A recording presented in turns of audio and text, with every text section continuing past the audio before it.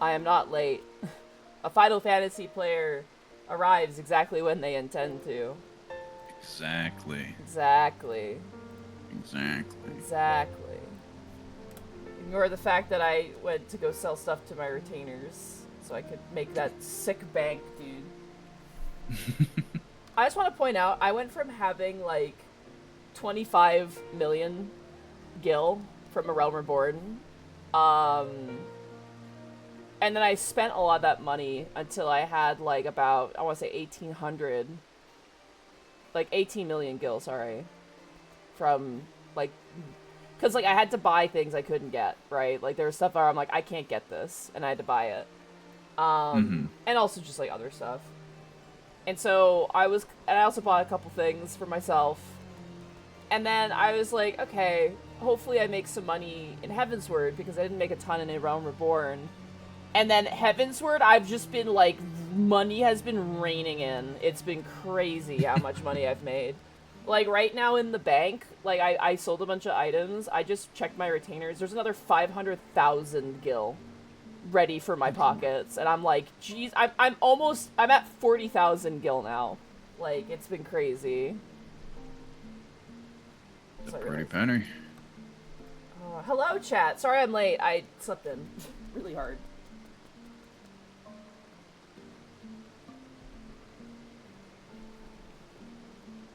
Why is my boyfriend so poor? Because he spends his money, and he won't let me be his sugar mama or whatever the term is. He says he keeps just giving it to people who need it. And I'm like, brother, you need it.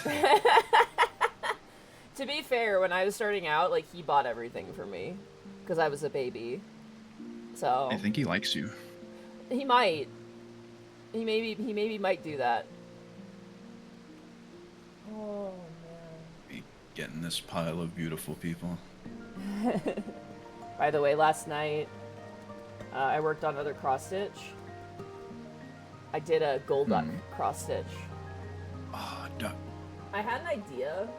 I don't know if I'll do it, but I think it would be really fun. I'd have to talk to a friend.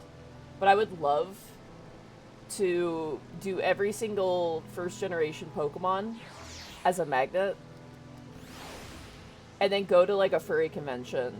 And have it, like, on display, and you randomly roll to get a Pokemon. And it's like, that'd be fun. And it's like $10 Canadian, which is like $5 American. Like you pay $10, and you basically randomly get a Pokemon magnet. Mm-hmm. That'd be really fun. I think that'd be fun. Hope you're ready for 151 cross stitches. Yeah, that's the only thing. Like. But, like, some of them take a while. Like, something like Poliwhirl is like, oh, God. But then something like Metapod is like, you can get that done in, like, 2 minutes. Like, it's not that bad. Like, Golduck was so fast. I got Golduck done in maybe, like, 2 hours. But Gengar, who's a big boy, especially Haunter, who I did, Haunter was, like, way longer because they had a lot more little... He's got a chunky sprite. He is. He's got a pretty chunky sprite. Are they like the box sprites? No, they're... From, like... the little ones, the little sprites that you would, like, see. Yeah, like in your party menu or the little sprites in the boxes. Yeah. Yeah. Poliwhirl is worth the effort. It's just a lot more work. Noki the Throat. Thank you so much for the tier 1 sub for 4 months. Perfect timing. My wife just finished the ARR Filterbrand quest today. She needed it after going through the banquet. Ah, yes. No, that is good therapy post-banquet. Glaciris, thank you so much for the tier 1 sub for 78 months. Let's see if my computer lets me run game and watch stream tonight. Graphics card has not been cooperating lately. Oh, jeez.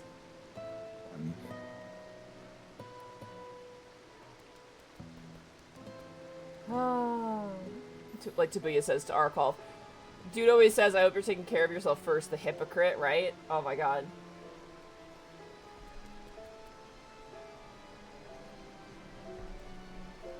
Arkolf feels anxious when people give him things, though. Like, that's just the way he is. I get that. I'm not a big fan of handouts, but sometimes it's like, it's not a handout, they're just big dice, damn it. Yeah, I used to be like, oh god, this makes me feel weird, but now I'm just like, no, it's okay. It's like, you know. It's like, I get it. If this is how people want to show their appreciation, you know, that's good. Plus, obviously, like, you know, helps pay the bills, and I can eat a food, which is nice, of course, but... True. You know, obviously, it's just like, if you want to do that, you can do that. If you don't want to, don't do it. It's fine. Like, it's not like, give me money! Fuck! You pulls out gun. Give me money, chat! It's like, no, I don't... Fucking... That's a mugging. That's called robbery, and I'm very good at it, but I don't want to do it here. I'm just joking. Oh my god. Yeah, no, he's a sweetheart. When I did singing, I had to learn how to accept, like, compliments and stuff, because I had a really hard time with it. My singing teacher had to, like, sit me down and be like, listen, bitch. And I'm like, yes, ma'am. And she's like, when people compliment you, you need to be like, this is how you gotta be. And I'm like, okay, thank you, Robin. And, like, yeah. Because when I was really young, when I was doing singing, someone would be like, wow, your performance was really great. And I was like, no, I did a bunch of mistakes. It could have been better. And then my teacher was like, bitch, you just say yes, thank you very much, I'm glad you enjoyed it. And I was like, what? They're like, yeah, don't, just like, ditch. And I'm like, okay, sorry, my bad. Oh god. Sorry, one of my journals just fell out of my shelf. What the fuck? You have a lot of fun with shelves, don't you? I have so many in my apartment, dude. I'm a and they wizard. like to have fun with you too. Yeah, I have like an acrylic shelf for my computer now that like my monitors on top of, and that's where I keep all of my D&D notebooks for running our games. So like I have our Keys from the Golden Vault book right here, and then I have Koro's notebook, I have Dungeon of the Mad Mage's notebook, and then I have Osa's notebook over here. So I have all my notebooks like right next to me now, so I don't have to get up and grab them because I kept losing them.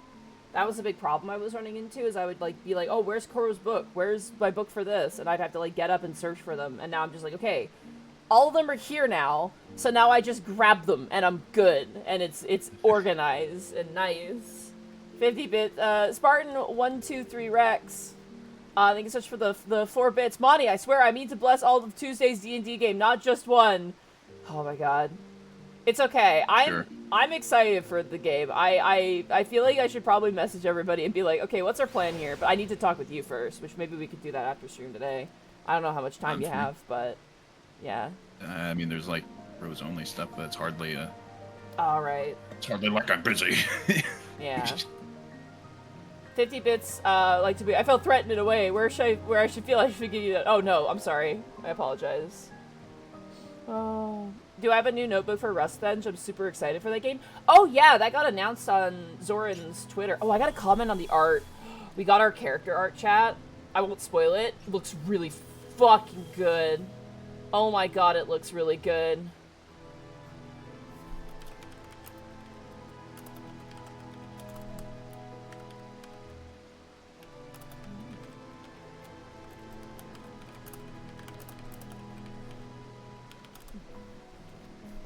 Like, our art looks so crazy. I'm excited for my character of that. Oh, wait, did they announce the artwork? Oh, they announced the... So they know what my character looks like, I think. Wait, Zoran the Bear? Oh, well, Zoran the Wizard. Sorry to dead name him. Zoran the Wizard. It's gonna be, I believe, on Mondays. So, I got double tabletop on Mondays now. I have Pathfinder, and then I'm gonna have Cold Rock. So, it's gonna be a lot. Oh, the rough sketches were on the announcement. Oh, yeah, we just got the finished artwork. The sketches are nothing compared to the finished artwork. I love my little guy. I want to keep it a surprise if people show up and they find out, but I'm very excited. Me and another player, one of the players also wanted to play a Shuni.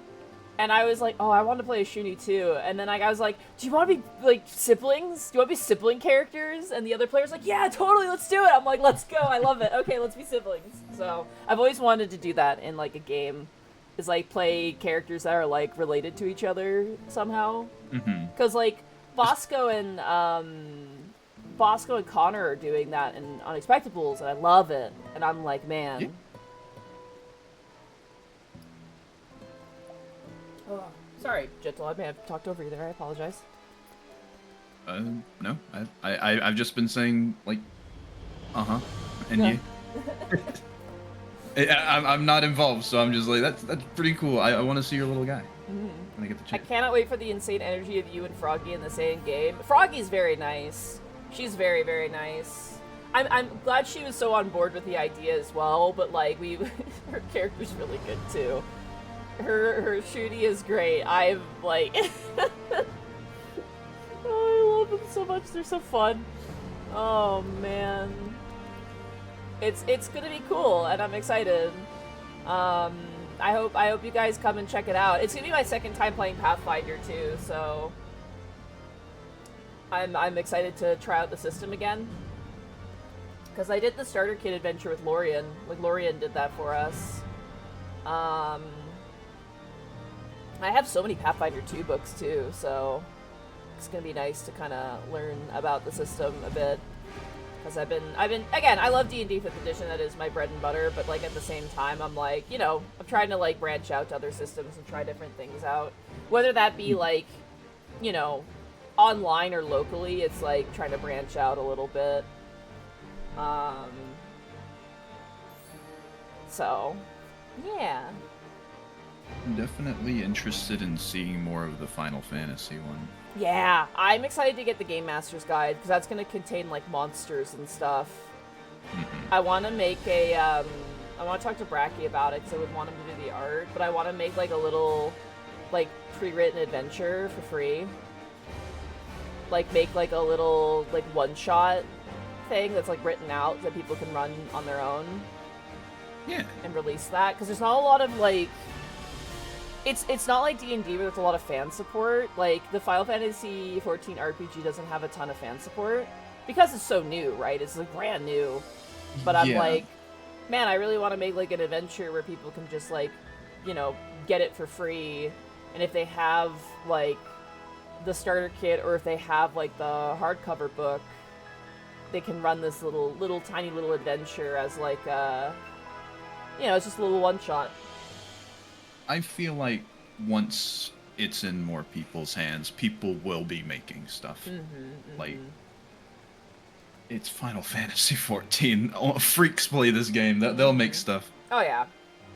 I think one of the cool things we were talking about is like people playing the system in the game, like in like the actual like MMO. Like, you have your characters out and about in the overworld, and, like, but on a different screen, you're literally playing, like, the tabletop RPG. So, I think Red Mage Stormblood? Red Mage is Stormblood, right? Yes. Yeah, they don't have Red Mage, unfortunately. They have everything up to Heavensward, which is a lot. I was flipping through and I'm like, wow, this actually is a ton, so... Goss, Monty, why did you make halflings magically delicious? What do you mean? Huh? Well, like the Lucky Charms guy? They have Dark Knight? Oh, fuck yeah, they have Dark Knight. Dark Knight's in there. They have Dark Knight, Astrologian, I think Rogue is in there now, with Ninja. It sounds like everything up to Heavensward. It's everything up to Heavensward, yeah, is what they have in there. Which everyone's like, why didn't they release every single class? And I'm just like, because that's a lot. Because there's like 30! And that would be like the entire book, because like the classes already, just for Heavensward, take up a huge chunk of that book. So it's like, no, they're gonna make future expansions, which is smart. Yeah. So, what I think they should do is like the more expansions that have like, you know, the Stormblood, Shadowbringers, Endwalker, all the other jobs eventually. But then there needs to be specifically Blue Mage adventures. I think that'd be so funny. That'd be really fun. I don't know if they would do that though. It's so hard to tell at this point. I was gonna say my brain. They also contain pre-written adventures in the book, like new ones as well, which I think is classy as hell. Because they're like, here's the rules, here's like items, here's the classes, here's like a bunch of other mechanics, and then the back part of the book, they're like, here's 3 more adventures set in different locations in you know, Final Fantasy XIV, and here's all the maps in the back with all the tokens that you would need for free. Like, that is so classy to me that they like add in like all of the, they even have it like, okay, here's how you like photocopy this from the book. Like, so you can photocopy these things we provided you that you can use them to play the game. And I'm like, that is so fucking cool. And so nice. And they also made an adventure with Hoary Boulder in it, and I feel very targeted. And I'm just like, Yoshi P, are you watching my streams? Yoshi P, please put him in, like... Yeah. It definitely fits what I've heard of Japan's tabletop scene, which is all about ease of pick up and play. That's also what I've heard, too. But, no, it looks really, really cool. And, like, I would love to homebrew something, honestly. Like, I think that would be a lot of fun. Oh my god, Glycera's big Hoary Boulder. No, since I've said it, now I just want, like, a whole masked carnival adventure. That'd be fun. Here's the other thing, too, is you can easily homebrew that, I'm sure. The class might be the tricky thing, though. That's the only thing. Yeah, but it'd be so cool to figure it out, though. Here's this weird wacko job with a bazillion spells. Good luck. Which Hildebrand are we doing? This would be further. Further? Okay. Cool. Probably have that activated. Yeah, no, I definitely want to wait until I get the Game Master's Guide, and then I want to homebrew an adventure of some kind, and, like, do, like, a homebrew thing.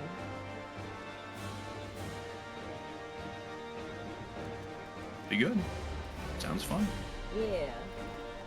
It's just like, I honestly feel this has the potential to be a contender with the big boys of tabletop RPGs. I will say this, like, the starter kit had its flaws, but I think every single starter kit for every single game has its flaws. Fucking Burkflax. But the thing is that the starter kit of all the starter kits I've ever played, probably the same as, like, Pathfinder 2 starter kit, is definitely the most robust. Like, we got, like, 5 or 6 sessions out of that, which is, like, you know, 3 hours times, like, 5 or 6 is, like, you know, like, 15 hours or so. Yeah. The box is $60. It comes with, and the thing is like, we did it online, but, like, the box comes with everything you would need to play it in person. Like, that's the craziest part, is, like, you literally have everything to play in person without having to buy anything. Including dice. They give a set of dice for every player, which is crazy. And, like, tokens and things like that. Like, it's crazy. Also, 100 bits from Chaos Nightmare VT. 100 bits transfers Monty into Vieira. Haha, Benoy. I was thinking of, like, changing my class, but, like my race, but, you know. Listen, Midlander here's are an endangered species, dude. I gotta, like... You aren't wrong.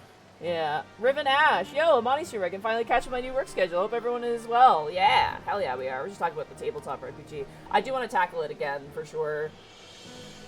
I think, like, after Keys from the Golden Vault, I think that might be the time to do it. Like, but obviously I want to keep playing Keys from the Golden Vault, for sure. I'm having, like, as much as things went really rough last session, like... in the sense of just, like, the plot, I'm like, I still really do like it. I think it is really fun. Alright, well, with that... Oh, sorry, good. I'm also having fun. Shit's rough right now, but we're having fun. Yeah. I think that talk we had the other night, not to, like, put that on blast, I won't go into detail, but the talk we had the other night, like, just with, like, Leah and everybody in the room was, like, I think a good talk to have, because it's just, like, Gentle, you are my friend! Yeah, you are my Nakama! Anyone that's been watching that's worried about that, don't worry. We got it. Yeah. We'll get it sorted.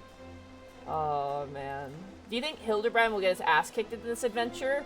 That's not a question. That's a when is it gonna happen? Alright. I think it's time that we begin. Oh, this does start in Ishgard. I was wondering where we begin this. It's down near the market? I think so. The market. As I've been doing so much crafting in the Jeweled Crozier. No, Gentle is... It's a cute little market, huh? Gentle has been a very, very good player, and he's been very, you know, understanding, and...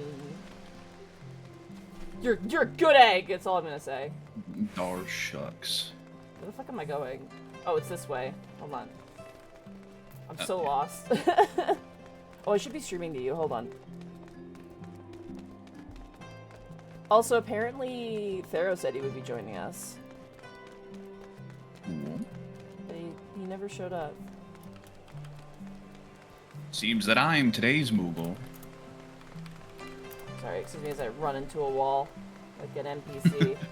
Chad, don't run into walls too. You shouldn't look up to me for that behavior.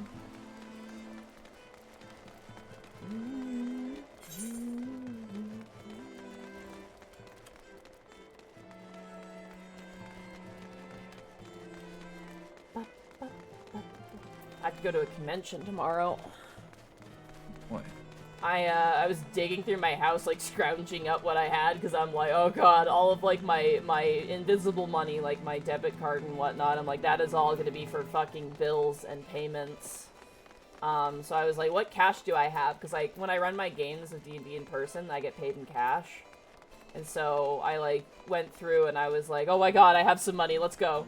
So, I'm hoping, because I like, whenever I go to a convention, I love going to Artist Alley and buying stuff from artists, because I'm just like, get that fucking bag, you know? Yeah. So, hello. Oh, it's Nashu. Hello. Hello, Nashu. Alright, let's begin. Well, I'll be. Patience, where are you in the flesh? A pleasure to see you again. A pleather. Oh my god. I get down to Conquest, last Argument of Kings tournament tomorrow. Oh my god, that sounds so fucking awesome. I need to get back into painting my army. I honestly might need to, like, shelve cross-stitching and do some painting. Because I have a bunch of minis I need done for actually next week, so... Oh. Sorry, getting totally distracted. Welcome to the stream, Gentle. I get totally distracted. I've been here. I know. The Terrathon, though? Oh my god, don't show me those. Like, getting that is gonna be too expensive. And I literally have an entire Avatara army, and I have the Leonin Avatara, and I have the rest of my starter army I need to finish, and I have a 100 Kingdoms army that I have even, like, built. But I'm honestly tempted to sell the 100 Kings army, but, like, bruh. It's too many good games out now. And, like, minis are, especially, like, I hate to bring it up, but, like, especially right now with the way the world is, it's like, I can't buy minis this year. Like, period. Yeah. Like, it's too expensive to get them shipped in. Yeah. So, it's like, that's why I've switched over to, like, cross-stitching and, like, reading, because it's like, okay, like, I'm like, oh, I'm cross-stitching something? Oh, I need, like, 2 threads? I go to, like, my local craft store, and I guess how much it costs for 2... like, for embroidery floss, for, like, a big bundle of embroidery floss. It cost me 75 cents, which is, like, 30 cents American. It's, like, nothing. It's about to say, you're in and out of there without... You're spending, like, a 20 total. Like, if I wanted to ship a model to me, unless it's coming from, like, the UK, which is, like, at that point, you're doomed no matter what. Like, oh my god. It's, like, yeah... Hello, Monty Glue. My name is Yvetti, the Soul Bond. I would like to talk to you about something, okay? Though it's on you if you want to talk. I do enjoy your work. It's a little bit of a scary, ominous message, I'm not gonna lie. If you only had, like, a throne or something to put these on. The problem is, they don't sell Conquest minis on, like, anywhere that I can get from Throne, right? Like, I'd love, chat, I'm grabbing you firmly. Chat, I would love to be able to put stuff on Etsy onto my throne, but there is stuff on Etsy I would love to have, but the shipping is, like, $50. It's ridiculously expensive. That's why I don't, like, put other things on, but, yeah, no, it's great. Oh. But yes, welcome to the stream, Rayoyoto. Welcome. Oh my god. Alright, let's continue. Sorry, got distracted again. I got a lot of stuff to paint. I have, like, sorry, I'm getting distracted again. I have an entire Knight's army I need to paint. I have an entire fucking, Tyrannid army I need to paint. I have a ton of Spoos Maroons I need to paint. I have a ridiculous amount of Last Argument of Kings. I have a ton of Battletech to paint. I do not need to buy more minis anyway. Plus, don't even get me started, chat. Do not even get me started on the Dungeons & Dragons minis I need to paint for my games. I am sitting here, chat, and, like, I have houses. 3D printed houses that I bought from a 3D printer guy in town, which by the way is going to be probably how I get my minis anyway, because 3D printing guy is way cheaper. But like, I have 3D printed houses that I need to prime and paint for games. Like, that's the thing. It's like, oh yeah, my armies, fuck that. I gotta paint D&D minis for my games because that's more fun and exciting and also necessary. Crack is cheaper. So much to do. Crack is cheaper at this point. Oh my god. Have I started the D&D minis I've been piling up? Those are like, I have 4 player minis I need to paint right now. I have 1 villain mini. So like they're an antagonist for an arc. And then I have like I said, I have all the houses I need to paint as well. And then I have a ton of terrain I need to paint. Like I need to like paint a bunch of terrain. I have literal like buckets of terrain I need to paint and actually have like ready. But the thing is like I really, okay, sorry, I'm going off again. We're not even at the quest yet. I want to, okay, so let me explain my conundrum, chat. So I as many of you know, I am on a furniture quest. I am on a quest to, after like 2 years of putting it off, get furniture in my house. This month has been a doozy. I have been hit by every single bill known to man in a single month, which is, you know, normally wouldn't be bad, but the problem is I only get paid once a month. So I've been hit by a ton of bills in 1 month, only off of the payout of 1 month of like stuff. So like I'm like, okay, I need to pay all of this off first. I also have to pay off my VTuber model because the artist has been waiting on that, and like also we were both busy, but like the artist is like, hey, can you send me that stuff? Can I have it? And the money I had for the VTuber model was, at the time, after the subathon, I had 100% coverage for that model, basically. Like, I could have paid the entire down payment of the VTuber model. Sorry, I'm really going off. I had all the money for that when I had it. But then, the Canadian dollar decided it was gonna do a watch this and jump off the side of a building, shattering both its legs. Meaning that I then had only 2/3 of the amount that I needed to pay for the VTuber model, which means I have to do a and this is the thing, the artist is super fucking nice about this, by the way. The VTuber artist was incredibly understanding, was like, hey, you know, we can make some, like, we can compromise on some things here. And also we talked about it beforehand, but like I'm doing a payment plan. So I have enough to pay for like part of it, obviously. And then going forward every month, I'm going to be paying off a certain amount of euros, because I'm paying in euros, for the model, basically. Which is like, cool, awesome, great. The only problem is now, I can't get my furniture I want, which means I have to basically, once again, in my life, set that aside. And like, I really want furniture. But, I'm not doing a subathon again. If I do a subathon, it's gonna be in September, because that's when, like, subs are cheaper, and I like that better, because people get more subs, basically. But I might end up putting, a cabinet on my throne, and just be like, please, please, chat. Like, you can either, you know, like, that would be great. Because I need a cabinet, dude. Gentle, I need a cabinet real bad. I hope you get a cabinet. Oh. Because I got shit everywhere in this apartment. It's like, oh, my office is a nightmare. Sorry, I popped off a little bit there. I'm okay, by the way. Like, this is not me being like, oh, woe is me. It's more just like, god damn it. Like, I had a plan, and then things change, and the Canadian dollar's shit right now, and it's like, ugh. So, God.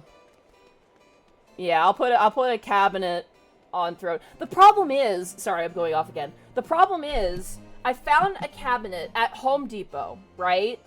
And like, the thing is I would like to get, and I think it's responsible to get a metal cabinet, because, oh my god, particle wood is shit.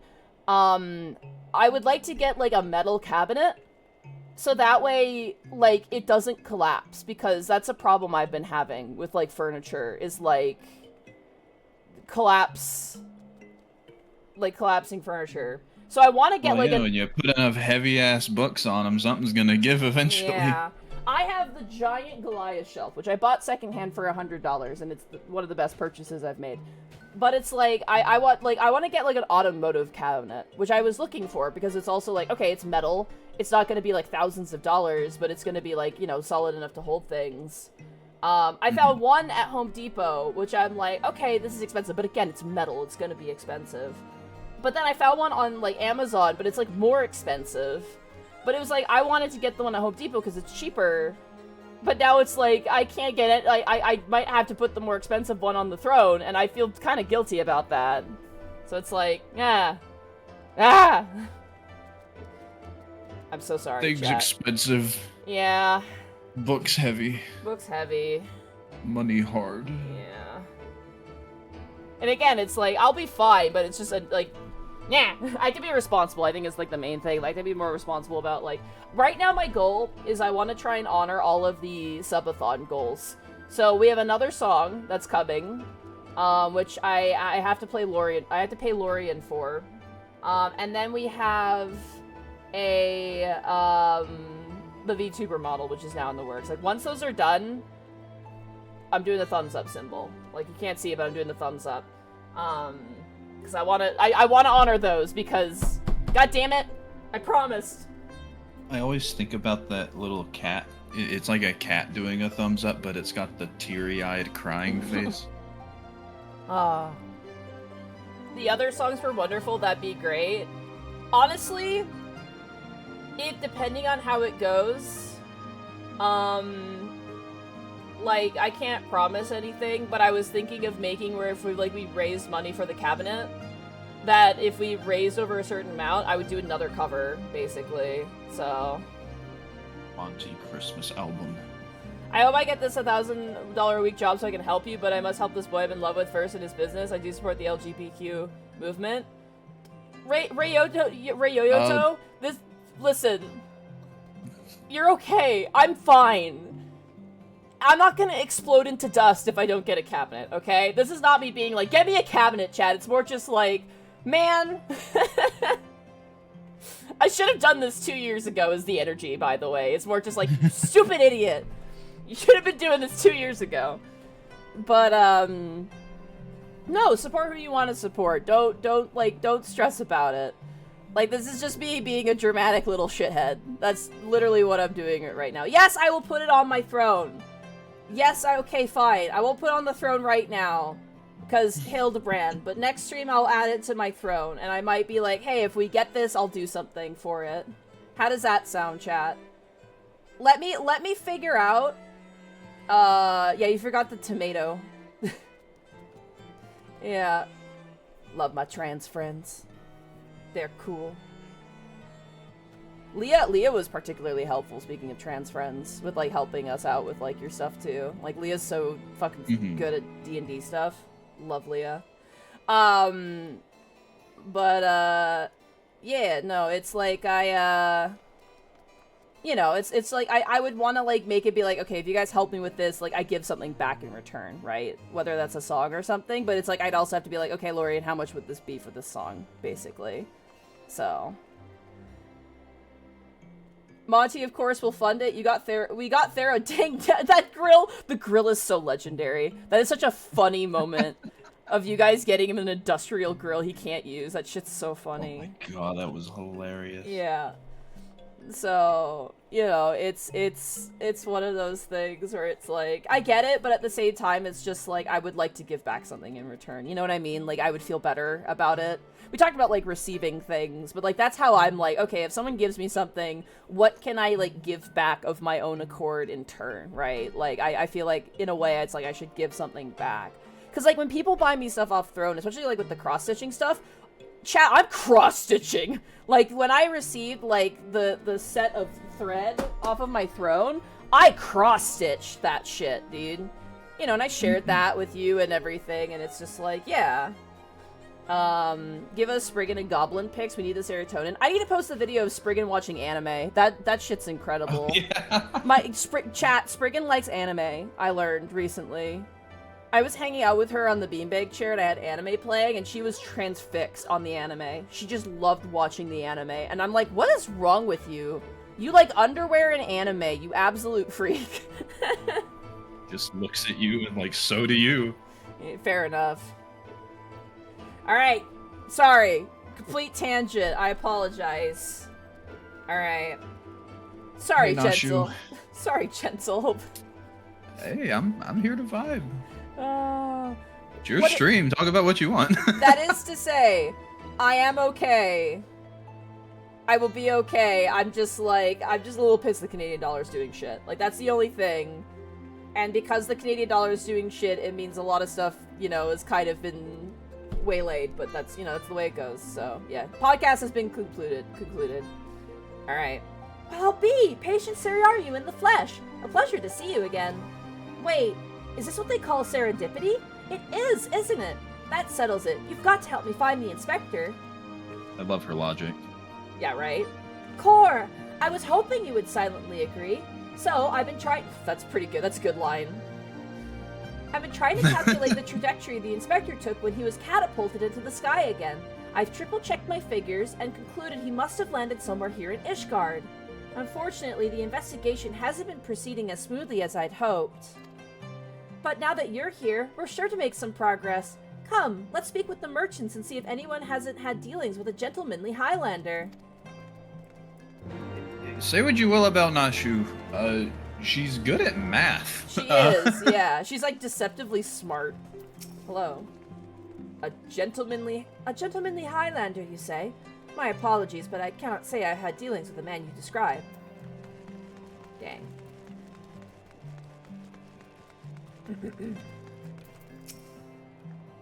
Good day to you, madame. Oh, are you looking for someone? A gentlemanly Highlander? I know not this man of whom you speak, but mayhap Mistress Alice does. She is well acquainted with rather a lot of merchants and noblemen. Okay. Ooh. Hello. Hey, Thero! You missed my rant earlier. Oh no, what did you rant about this time? Just the Canadian dollar being shit, and how I want a cabinet, and that's literally it. But also how I want to do more cover songs. So... Hello. When am I getting my cover of Cotton Eye Joe, Monty? If I had a bed for Cotton Eye Joe, I've been married a long time ago. Where did you come from? Where did you go? Where did you come from, Cotton Eye Joe? There you go. Right now, apparently. Yeah, thank you. I want to do... Sometimes the universe just gives you things. It's great. I want to do the Monster Hunter Wild song. I sang it a bit yesterday when I streamed the game, but... There's like a new song that sounds like a lot like me, and it's like right in my register, and I'm like, man, I really want to sing this. But the problem is, I need to find the words.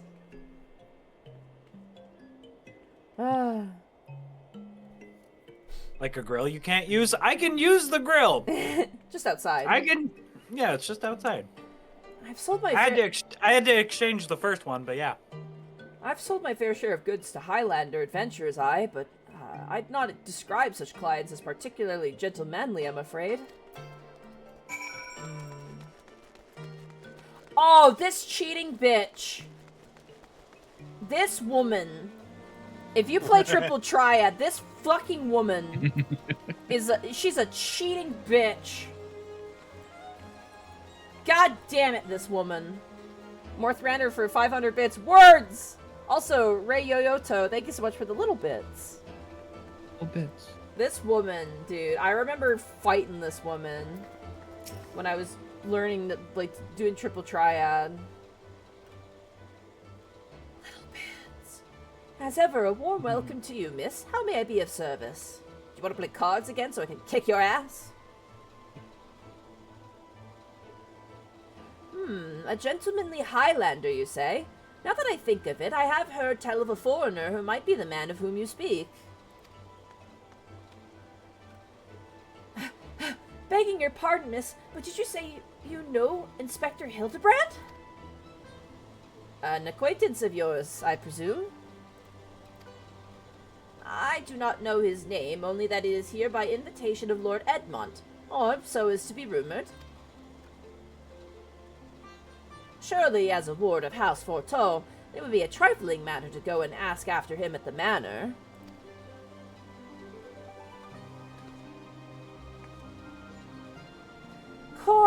I knew it was serendipity. To Fort Tom Manor.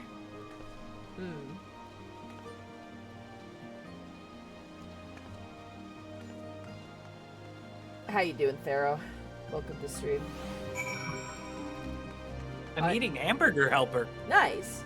This lady's a yeah. cheating bitch. She has a deck that can't exist. That's what pisses me off about her. And yes, I am very, very aware that there are there are worse people. Specifically Kyuka. I know. I literally made a deck called F.U. Kyuka. Because I hated him so much.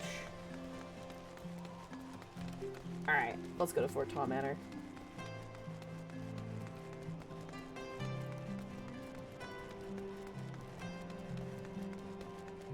Like Taboo, they can switch to the copper for my thoughts, thank you. Now I can cast Detect Thoughts. Right. Yeah, we just did session 0 for the for Cazador's Guide to the Multiverse. Oh, fun. It's gonna be fun. What time are you doing that at, Pacific Standard, do you know? It'll be from 3:30 to 6:30 Pacific Standard. Ah, okay. So right before this stream. I hope you can still join us, that would be fun. Oh yeah, yeah. We all like 3-hour sessions, so it shouldn't go late. I was gonna say, I actually got a cross stitch of like the Fort Tom Manor heraldry, which I want to do as a cross stitch. There's some banging Final Fantasy cross stitches out there. They're crazy good. Also, someone just said they beat that lady, and I'm like, cool, beat her 30 more times to get the card because it's a random drop. No, Yeah, you beat her once? Oh, great. Good for you. Beat her 30 times, like, and consistently for a chance for a card. Sorry, I'm getting mad about it, but, like, Jesus Christ. It's not a race, Monty. It's not just you have to fight someone, like, you have to play cards against someone who's, like, flat out cheating, but it's like you have to beat them, like, consistently to actually, like, make getting a card not take 1,000 years. Because, like, even if you beat someone consistently, it could take, like, a really long time to get a card drop. This has nothing to do with anything. I just want you to know my pain. Oh, I know. I have You also, almost yeah, every card. you would know It's that. pain. It's so many NPCs in this game are just cheaters They're that have just- illegal decks. straight up cheaters, yeah. I do this thing in video games where I only do things that are fun. I have It fun, is Pharaoh!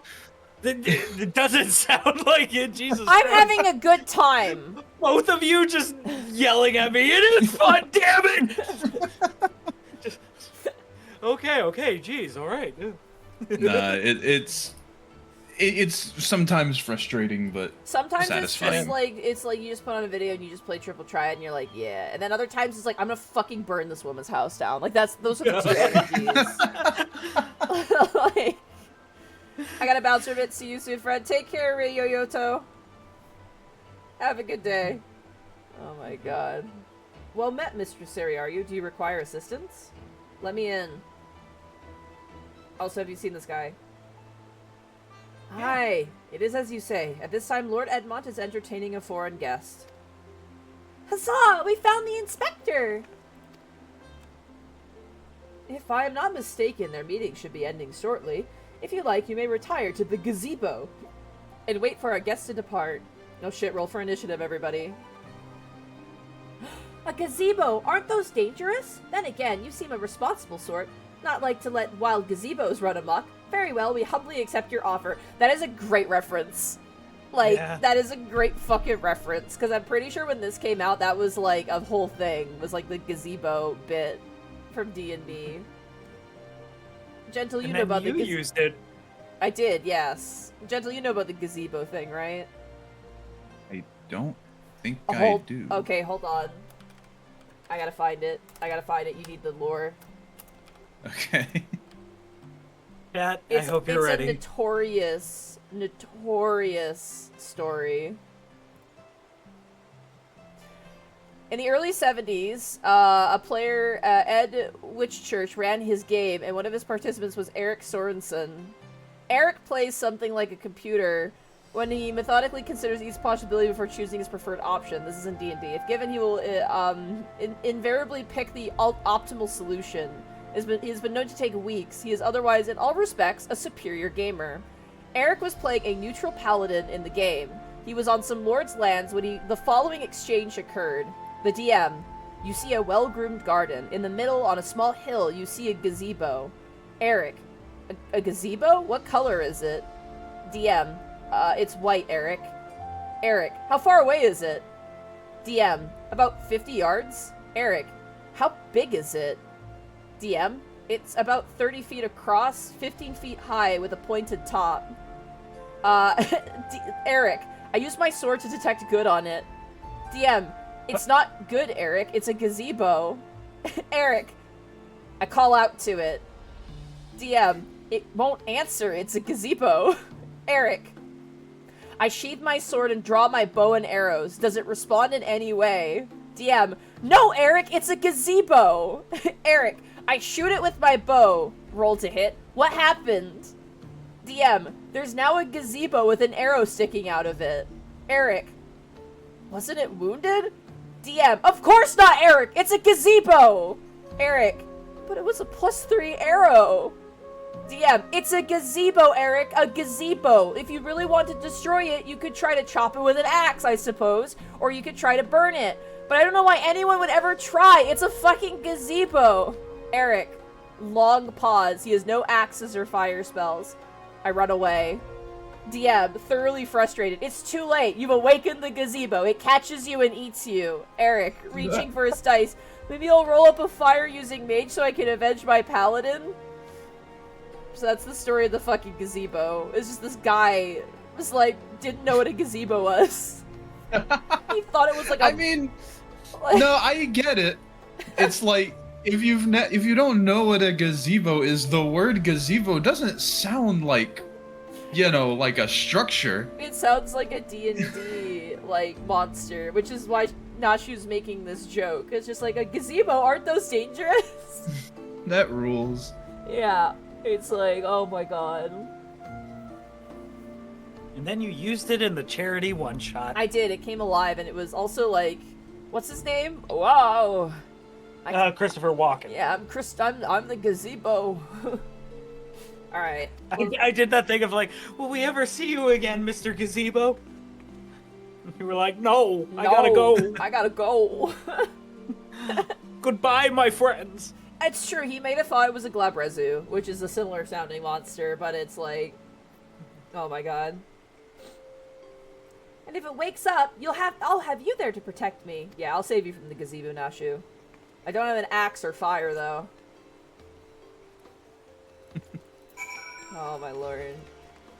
Alright, hey! She's hanging out at, like, our favorite gazebo, where we all like to hang out. Put some fucking clothes on, Shotan. What the hell are you doing?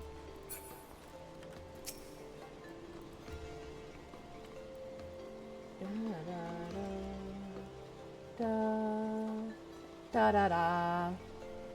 Get her just sitting there. Yeah. Nachu is quite cute. Adorkable. British, though, so unfortunate. Unfortunate. Well, we weren't eaten by the gazebo, so that's good.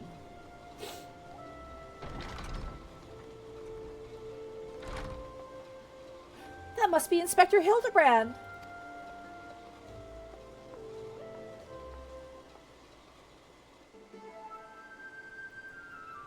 I cannot well imagine how arduous your journey must have been.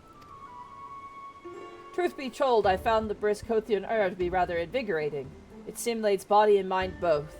A welcome benefit when one must discuss matters of commerce. I dare say we would not have accomplished so much otherwise. There you are, Inspector. I've been looking all over for you. She's so small. Oh, it's Godbert. I say, who do my I God. see before me? Not one, but two of my beloved son's faithful companions. Lord Godbert? But I thought... You're looking for your son. It's Dadbert. Hildy, in Ishgard? This is the first I've heard of it. Aha! I found you at last, heretic!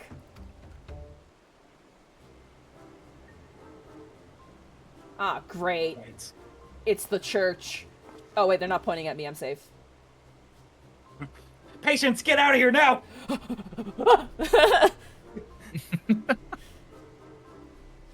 Listen, chat, we need to hide from this guy. He doesn't like people who want to fuck dragons, and that's a lot of you, concerningly. Mm-hmm. Listen, I've said it before, and I'll say it again. I date Herovsvelgr. That's still heresy. I don't care. Gonna If it's heresy, lock me up, man.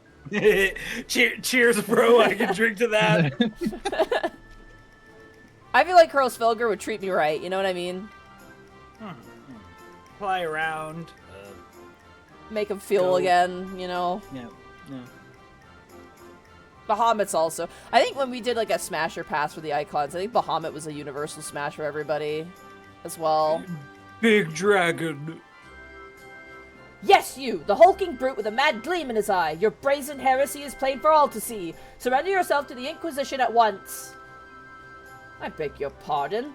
This man is an Uldan merchant here at the behest of House Fortin. Such baseless accusations will not be tolerated. A guest of House Fortin? Then he couldn't possibly... Though there were two... Oh my god, fucking Godbird doing squats. He's got the shorts on under the coat. Yeah! I love that you can't see that until it turns the camera around. Yeah. Though there were those two wards but they were acquitted of all charges at a trial by combat. And if he demands the right to, then I would personally have to... Oh dear. Learning that he'd have to fight Godbert.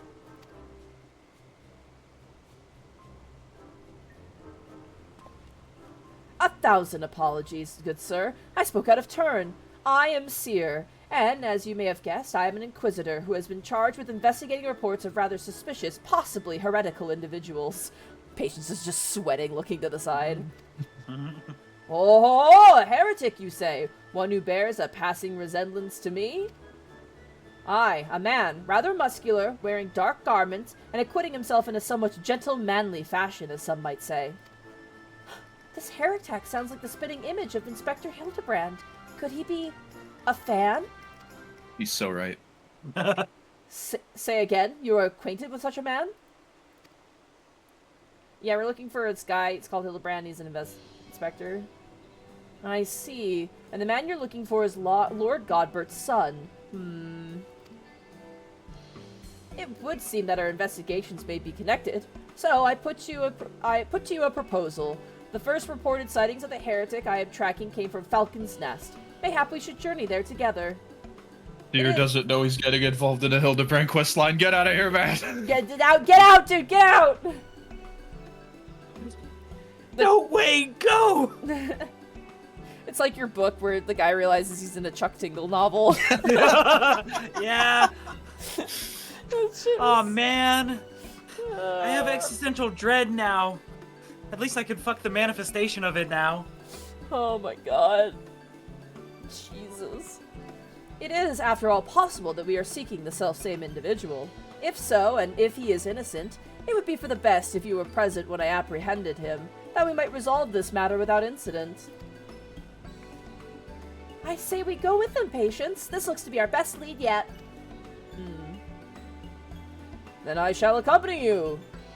Then I shall accompany you all. It has been far too long since I laid eyes upon my beloved son, and if there is a chance we might be reunited, I should be glad to seize it. Then it is settled. We shall leave for Falcon's Nest at once.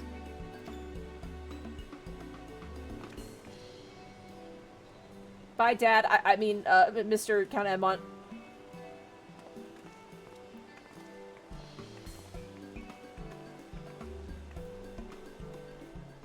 I don't think he'd be upset if you called him Dad. Nah.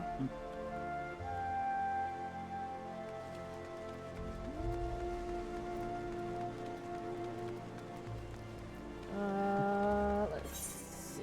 Where are we going? Oh, we're going to Falcon's Nest, that's right. I'm just gonna teleport there. I'm gonna be lazy. Where the fuck is... Oh, no, chat's all the way over there. Hello, chat. We're going to Falcon's Nest. Let's go. Teleportation! Bye, Dad. I mean, Dad. I mean, Dad. I mean, Dad. I mean, Dad. I mean, Daddy. No. Whoa. Oh my. Good heavens. Oh, good heavens. Okay. Not a fan of Asmongold, but the fact that he called fucking Lord Edmont Count Dripula is pretty fucking funny. That Count is a Dripula? good He term. called him Count Dripula, apparently. Which That's is okay. which is a pretty good fucking nickname for Count Edmont. You know, That's not my chocobo. I forgot there's a rule here. Yeah. Everyone kill Gentle for committing a crime. Whoa! You didn't even see it! Dude, your How Choco's, dare you? your Choco is underdressed for this weather. He's gonna get cold. I'm usually underdressed for the weather. yeah, but, this you is know. Aya we're talking valid about and here. fair. Valid and fair. Alright. Hello, sir. Hello, Redwald.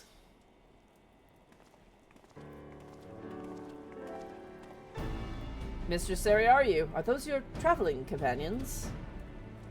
What a He's look, Godbert, wearing with the just gloves and the boots. I don't remember that. The mysterious muscular vagabond. Ah, yes, a patrol sighted him lurking near the dusk vigil.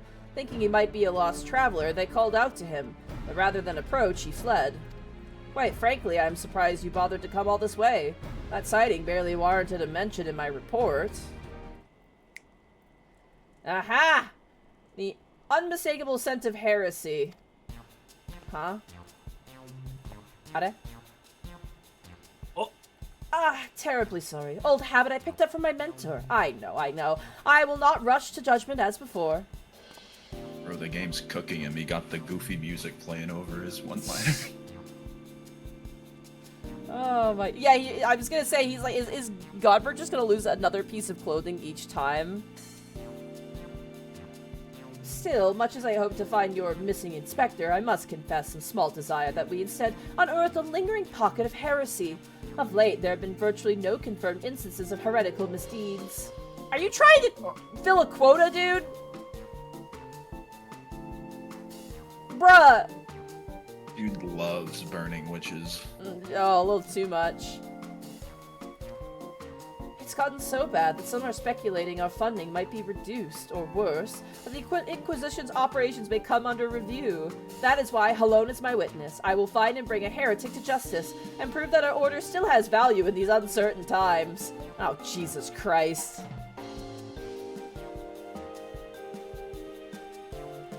Yes, I understand. Yeah, he literally is a member of, like, the 40k Inquisition. Also, Nashu, wake up, girl. Come on.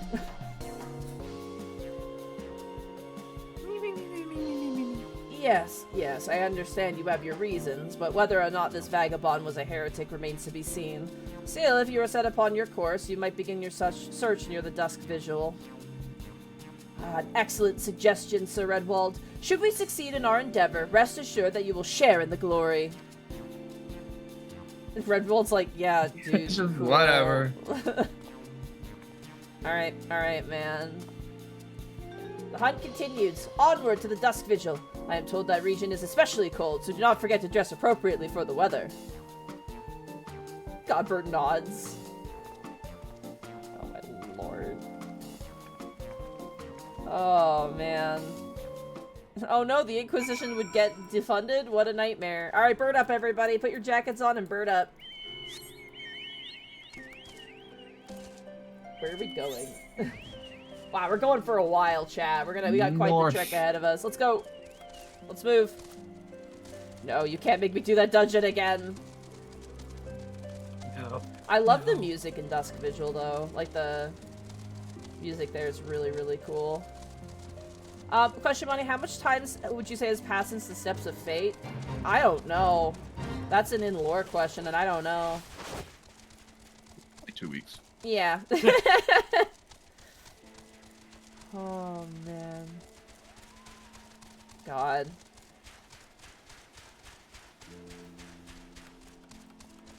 Can you imagine if, like, the calamity happened, like, 2 weeks ago? That'd be funny. I believe it No. happened in lore, based on the actual years of the game's existence. Like, dude, the bloody bloody thing was like last Thursday. Yeah. This game moves fast. I never get to sleep. Patient Sarah never gets to rest. Oh, man.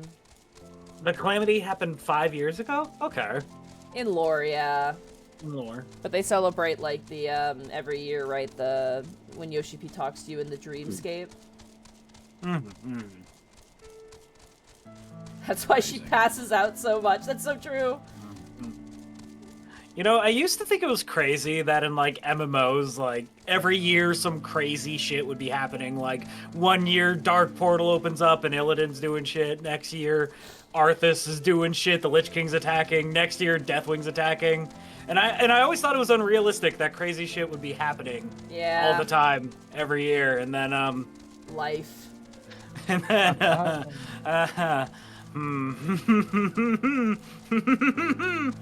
I wish real life just had expansion packs of content. Like, give us a fucking break, dude. At least a dragon would come with it, you know? Like, that'd be cool. Oh, man. God. At least, like... At least there'd be like, content. Oh my god. Jesus. At least I could pick up a sword and do something about it, you know? Oh, man. Oh, man. Too real, dude. Too I'm real. sorry. Oh, my God. Ah! Shit. Man, speaking of, like, you know, fantasies, I was gonna say, my local games are going really, really well. I've been having a lot of fun with those. Nice. We had a really fun session. I was right on top of it. Wow. Yeah, you really were. That was crazy. I'm gonna report you for blocking my quest markers, and you're gonna go to That's fair. GM jail.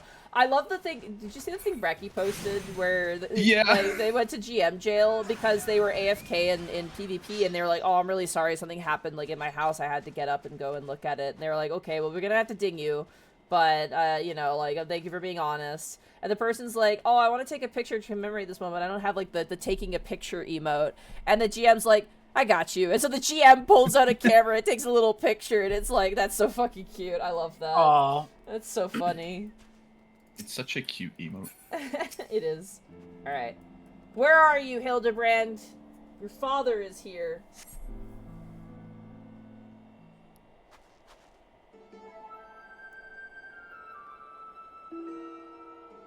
Yeah, get cold, fucking Inquisitor. Fury, take me, it's freezing. Ah, this is a waste of time. No living thing can survive in this godforsaken wasteland. Look at this fucking Godbert. He just lost the shirt. Over Is he there. losing clothes more and more? Every as time cutscene goes he's on? losing a piece of clothing, yes. Over there, look! Someone is coming from the vigil. Inspector! Inspector, is that you? I love that the guy is shivering and Godbird's just fine. Yeah. I know that grisly visage. Ah! As I live and breathe! Of all the places to reunite with Master Zombie Brand's compatriots, how fare you this fine evening?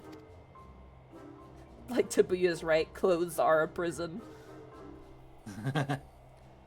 Hark! A heretic raised from the dead by his brother's unholy magics! He's not a heretic. He's one of the gentle deadmen. Like me. Oh my god. But you're not dead. We need to fix that. Sorry. Yet. What brings you so far from Ul'dah, good sir? Well, as you know, ours is a rather lonely existence. So when we heard rumors of an abandoned fortress held by zombies, we were delighted. I was chosen to serve as emissary and set out immediately. Alas, it seems my efforts were for naught. Yeah, I killed everyone in there, and also they're, you know, yeah.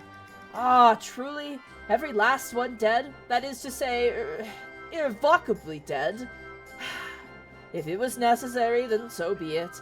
Still, after coming all this way, it is more than a little disappointing, you understand. Yeah, sorry I killed your potential future friends. My bad. It was important. Then my calculations were wrong? The inspector didn't land in Kurthus? Now, do not fret so. If it is our overlord you seek, then you are in luck.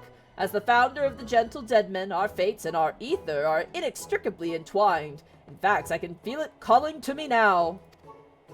Truly, good sir? You can guide us to Inspector Hildebrand? As surely as my rotting nose can lead me to fresh brains. Follow me, my friends.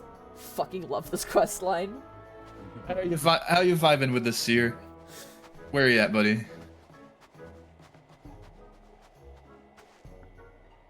He's consulting the manual. One must remain vigilant for heresy, for it can manifest in myriad ways.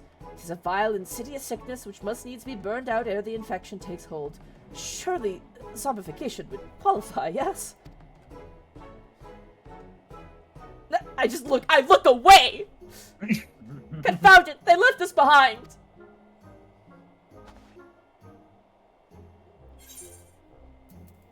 That's what you get for reading.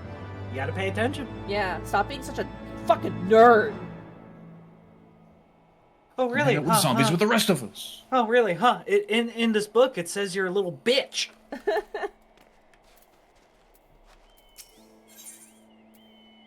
Don't call it a comeback. Who do they think they are? Commandeering this investigation and employing a zombie as a bloodhound. It beggars belief. We must regain control of the situation. With me, Patience. Oh, you fucking idiot. You're in a Hildebrand quest line. There will be no control here. He doesn't know. He is lacking critical information. Alright. The squad caught you. The squad caught you lacking. Goblin! I got blood. She pooped, probably. Either that. She's not meowing with excitement, though. I should check her water, actually. Give me 2 seconds. I'm just gonna check the make sure. You got it. Give them- I warmed up Nugget. He's warm now. Good. Nugget. Oh, you two are... Okay, sorry. Nugget. He has one brain cell and it is used for love. My goodest little bird. Hi, Hase.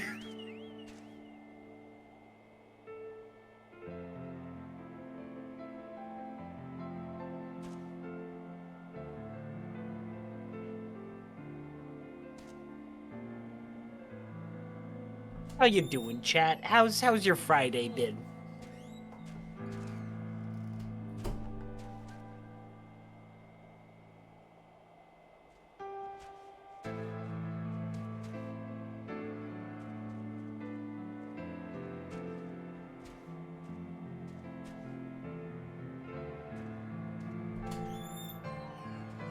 I'm gonna get me a water. One second. Oh, I just got back with my own. She pooped.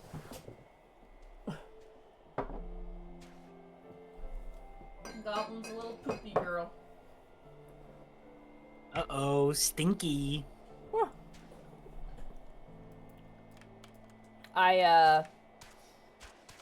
Chat wants me to put a cabinet on my throne, Thero. Can I show you the cabinet I was thinking of and get your opinion on the cabinet? Sure. It's funny, we just put a couch in my room today. Oh, did you?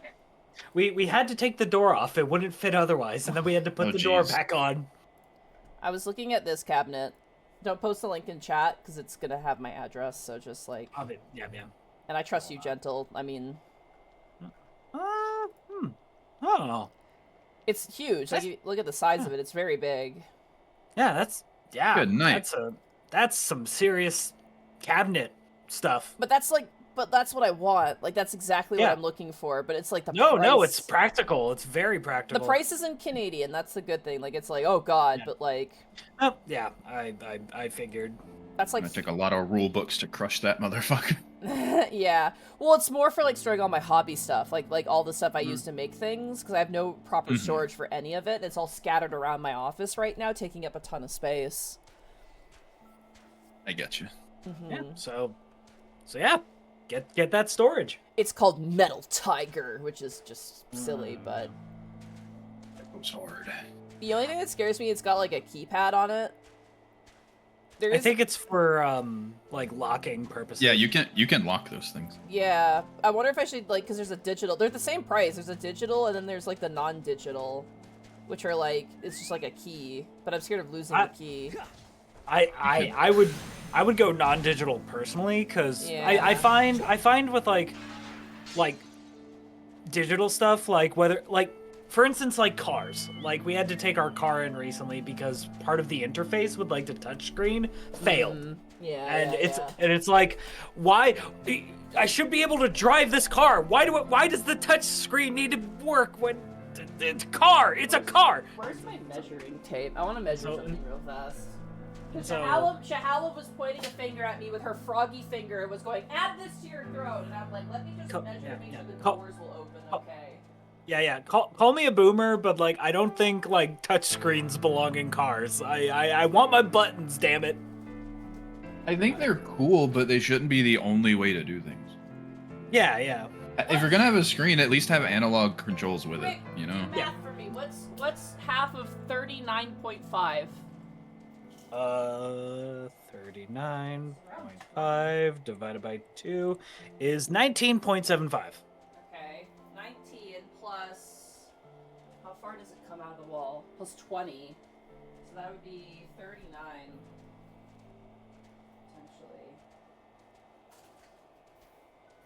Potentially. Bring back the old cigarette lighters and cards. They provide teachable moments to children.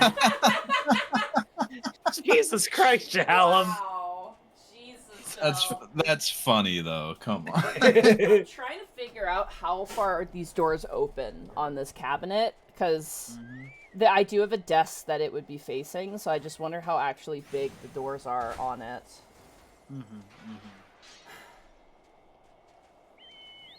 I think it would fit, but I just want to know how much the doors are. Like how wide they are. It might not say. Because if we take half of 39, which is how wide it is, we add 20 because it comes out 20. Right? But if it folds out in the middle, it should be fine. How else am I supposed to play Balatro while driving, Thero? On your phone, obviously. You don't need to play it on your car. I think this Like, would fit. you- It opens from the middle, so it should be fine. The You thing play is, Balatro on your phone, and then you drive the car at the same time. Easy. I'm scared of getting Balatro. It's fun. I stopped playing it. Like, there's a way to stop, but it is when you start playing, it's really hard to stop. It's one of those just one more game kind of games, right? Ooh, thank you for the stretch. Like Let me- opening up Minecraft, and it's like, I'm just gonna play a little Minecraft. I'm gonna Wait, why is it 7 a.m.? Yeah, that's Stardew Valley for me. Holy shit, I got lost in that. Here's my deal, chat. Here's what I'm gonna do, chat. All right. Also, 50 bits. Did you know that half the top 3 finalists of Jocat Glad Contest were Posse members? Damn! I'm so fucking proud of you guys. Yeah, because Miss Tweetums and Hase got really high up there, right? Mm-hmm. Yeah. What happened? So proud of you guys. Wait, what People happened? dressed good. You're fashionable. During Jocat Subathon, we had a few glamour contests. And, right. I was lucky enough to judge them, and some other folks were there too, and a bunch of posse folks showed up, and they brought the looks. They did, yeah. Nice, guys, nice. They tied Posse for did third. use the slut strat, that is true, but it was a good slut strat. It was on theme. It was a tactical slut strat. All right, let's ride. This way, everybody. This way. We're going off road. reciting We're my off DS. roading. We're off roading. I feel so bad. Like I always hear about like a glamour competition, and I learn like they show the tweet to me like 16 hours after it happened, and I'm like, why are you showing me this post now? Damn it! I would have been there. God damn it! I'm glad that for the second one, people that had gotten to the first one were kind enough to let a lot of people who didn't get to participate. Really nice, yeah. That's what I love about my chat and playing this game is like everyone's very good about like, after you go first because I've already had my chance, which I really like. That is the most like Giga Chad, like nobody is born cool except behavior, you know? Mm-hmm. Nobody's born cool except people that take their turns in raids and trials and let other people get their chance. yeah. Yeah, people were really cool about it because you can only do so many people, and Oh, or you'll yeah, be there yeah. forever, you know. No, that is very good. By the way, Monty, if you create a memes channel in your Discord, I've already created a role that can't post anywhere but there for Hase. That means we could condemn the nose pass memes to there forever, for all time, like some sort of like, you know, Shadow Realm. Yeah. Yes, the ranch dimension. A monument to our sins. Here's my deal, chat, okay, about the cabinet. The thing is, if I put a cabinet on my throne, if money is put towards it, it is stuck there until it is paid off, which means I cannot get a cabinet until that's done. I am going to put that on, and I will make a thing in my, with my Nightbot that basically is like, hey, here's a cabinet if you want to contribute towards that. I will talk to Lorian and see how much it would be to do another cover song. And if we get the cabinet, I will try and in return do another cover song for free again. I would have to pay Lorian though, obviously, but I wouldn't mind doing the Monster Hunter Wilds song. I think that is, to me, seems like a good idea. But I want to just double check measurements and stuff first, and just make sure that, like, you know, it'll fit where it needs to go. That would be a big problem if it didn't. Yeah, so I just want to double check that and, like, also, like, have a command. I should make a throne command. I've been meaning to do that, but I just keep putting it off because I'm lazy. Alright, I'm so sorry. I sat down and immediately I gotta get up again. I have to use the bathroom. My butt is like, bitch! So, give me 2 seconds. Also, are you guys cool with going till, like, 11 tonight? Because I'm good to go for an extra hour. Sure.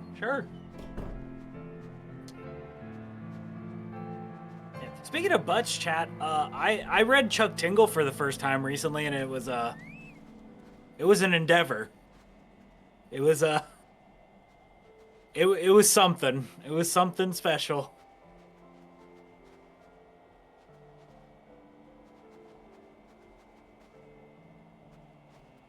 Oh, it was a special time. Yeah, I think Kaiju was there. A guy basically, like, was on vacation with his wife, and he started to see reality kind of shift to where he realized, oh, I'm in a Chuck Tingle story. And then his existential dread manifested itself as a big, sexy, gay guy thing, but still his existential dread, and they talked things out, and eventually he realized, oh, I'm like being part of the universe is nice. I don't have existential dread anymore. And then they fucked. That would fix me, to be honest. Like, yeah, that's what I need. just your existential dread to manifest itself and kiss you, Yeah, just tell me things are gonna be all right, and then suck your dick. and then suck my dick. You know. Man, that would. Men only want one thing, and it's fucking disgusting.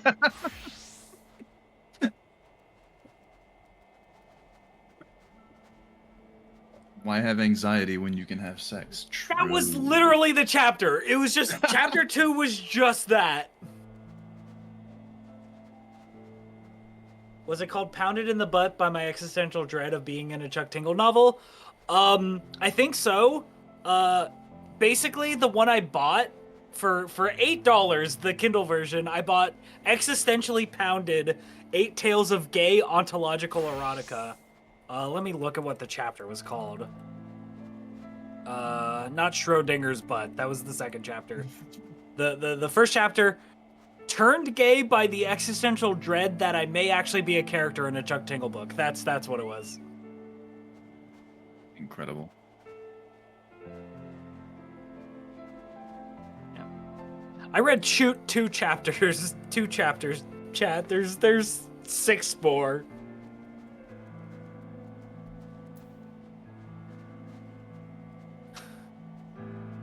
Who the fuck is Chuck Tingle? Educate yourself. Okay. So, as far as I know, Chuck Tingle, not the actual guy's name, could be a woman. I don't know. But Chuck Tingle is the pen name for this dude who writes a lot of funny, comedic, like, erotica. I think they live in Montana. At least that's what the fucking stories reference? Because like in the second chapter, chat, in Schrodinger's butt, there's a moment where Chuck Tingle starts talking to the character that's like transcending reality, and like listen, I can't come up with like a solution to your problem. Like Chuck Tingle talking to the character, and he's like, look, I can't come up for a solution until you make it gay and pornographic. And, like that's how this works. That's just how it is here. Can the next book club be a Chuck Tingle book? I don't want to put that on Monty. I don't know. Yeah, I don't think that's my cup of tea. Also, very sorry. I just I sat down and my stomach was like, hey, and I was like, uh-oh. It's okay. I've just been talking about Chuck Tingle. Yeah, I know. I've heard That the was whole me time. last week. When you were My describing, Tumbus didn't when you go were well. describing it to us in like the call that we were all in, I was Yeah. fucking dying, dude. I was. Yeah. That killed you. Listen. I like silly books, but I don't know if that might be a bit too much for me. It is graphic, capital G Yeah, graphic. which is not really like. If that's like the majority of it, then it's like, you know, because like with Fourth Wing, I could skip over things a little bit, like skim it, but It was like 1/3 of it, I'd say. fair enough. Anyway, hello. Capital G. Yeah. Hold a moment, my friends. I must needs concentrate. Master Zombibrand is indeed nearby. There's also something else, mayhap a powerful magic confounding my senses. I can guide you no further. We must needs split up and search the area. Now see here. If these wastes are infested with wild beasts, and you would have us split up? Patience can handle herself, true, and you've clearly no reason to fear death, but what of Mistress Nashu? I take your meaning, my good zombie. I take your meaning. My good zombie, Patience, praise ye to the lady's protection. Inquisitor Seer, would you care to take the lead? Come, you two. The inspector's out there somewhere. Let us search.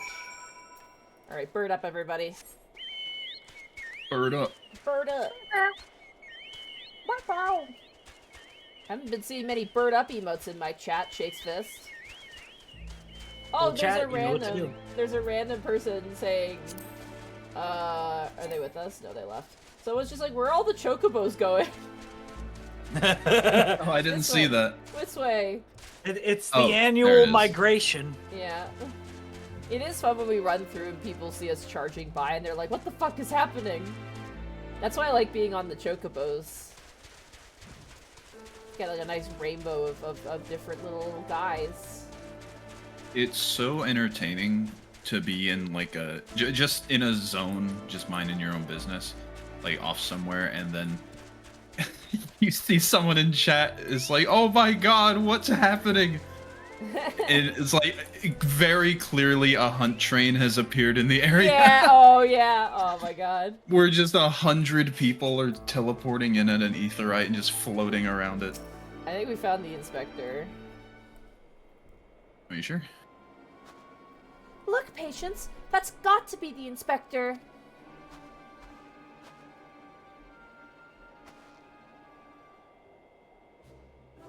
And he's surrounded by giant, fluffy, man-shaped gazebos.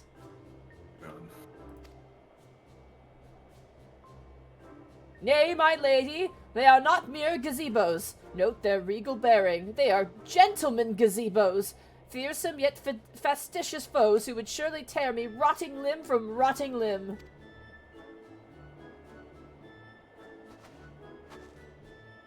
Only Patience can save Master Zombibrand now. Right. I will kill the gazebo.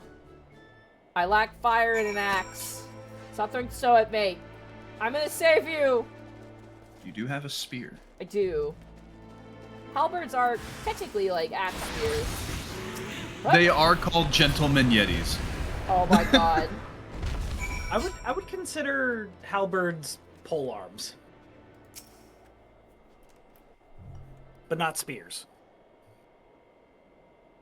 Fair enough. Look at this. Like Beautiful, a spear is a polearm. Look at this beautiful picturesque. The thing you have equipped is called the Warwolf Spear. Shush. Well, then there it is. Inspector, can you hear me? We've been looking all over for you. Wish I could boing when I jumped. Right? That'd be awesome.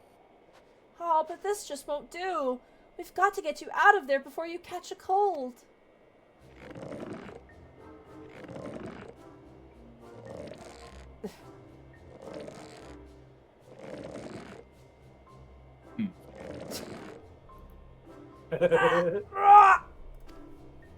Up and Adam, everyone's waiting for you.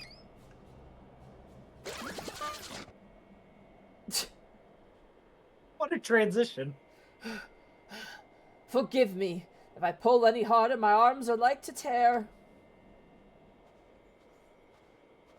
Ah, you there. We heard some shouting. Have you perchance found something? Fury, take me. Is that my heretic? Confound it, I wanted him alive. Inspector Hildebrand is definitely not a heretic, and he's probably not dead either. Good. He's just hibernating like last time. Hildy was ever a late riser. Fear not, my wife and I had our ways of waking him.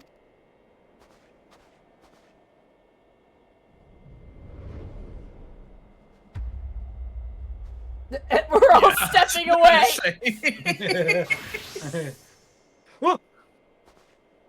Ah!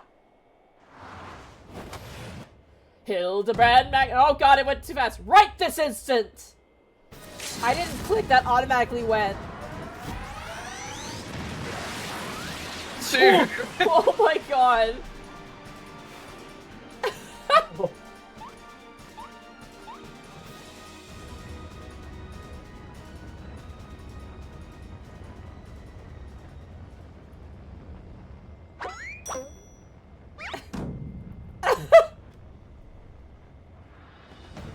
No!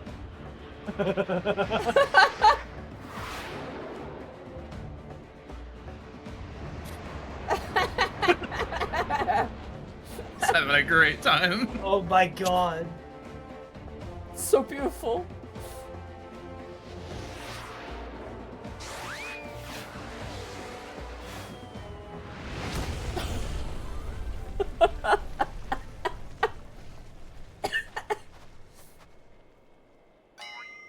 Oh, he's even deeper now.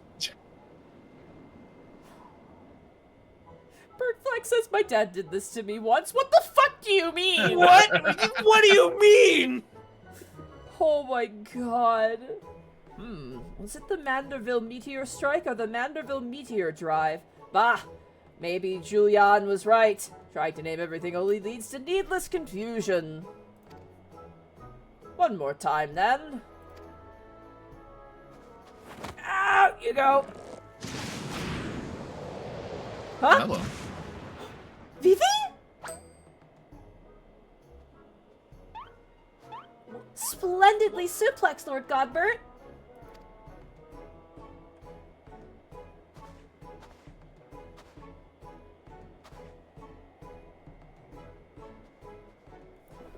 Where am I? The snowy wastelands of Kurthis? And who are these people I see before me? Yes! Ah, but of course! Who else would venture into inhospitable climes and wake me from slumber sweet but my beloved fans?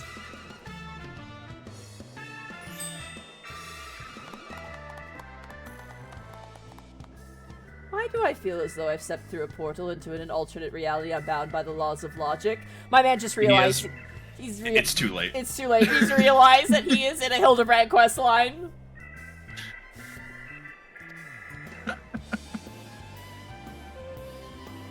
Don't even.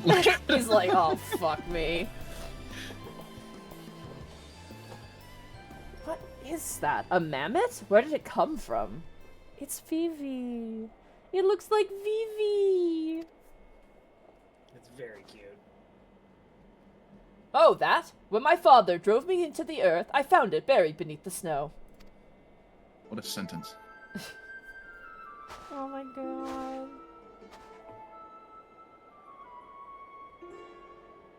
A little Lullafallen girl. How adorable. Nashu, please. Note the firm, muscular legs, not unlike my own. 'Tis clearly a Lullafellan boy. Now that you mention it, I suppose his features are rather masculine. You two can't possibly be serious.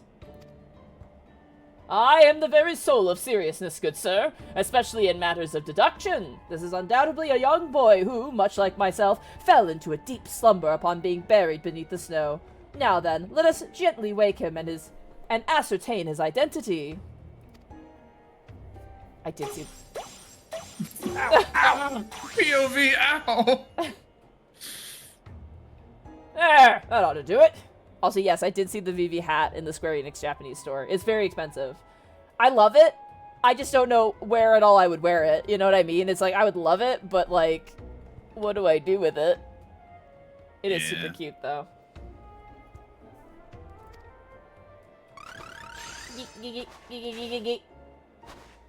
Oh my god. He does the hat thing! I forgot! That's like, Vivi does that little hat adjustment in the game all the time. Oh my god. What is this place? Who am I? I'm trying to remember the voice I did for Vivi in Final Fantasy IX.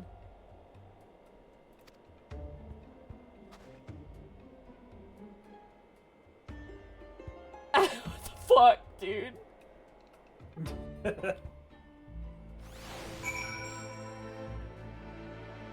I forget that they can do this stuff in this game sometimes. Guy? I remember nothing.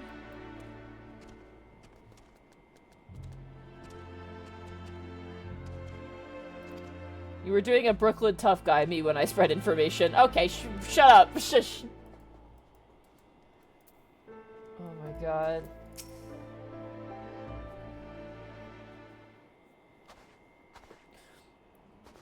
It would seem that although Father's ungentle ministrations served to restore this young boy to life, they also robbed him of his memory. That's my evil self. Ungentle. How did I get here? Who am I? Why can't I not remember? Chalm says, "Do you remember how much we love you?" Do not worry, young man. Everything will be alright. Take it from me. I have lost my memory more times than I can even remember. Hildebrand, that's not good. That's called brain damage, and it's really bad, actually. He's fine. Then can you help me to remember?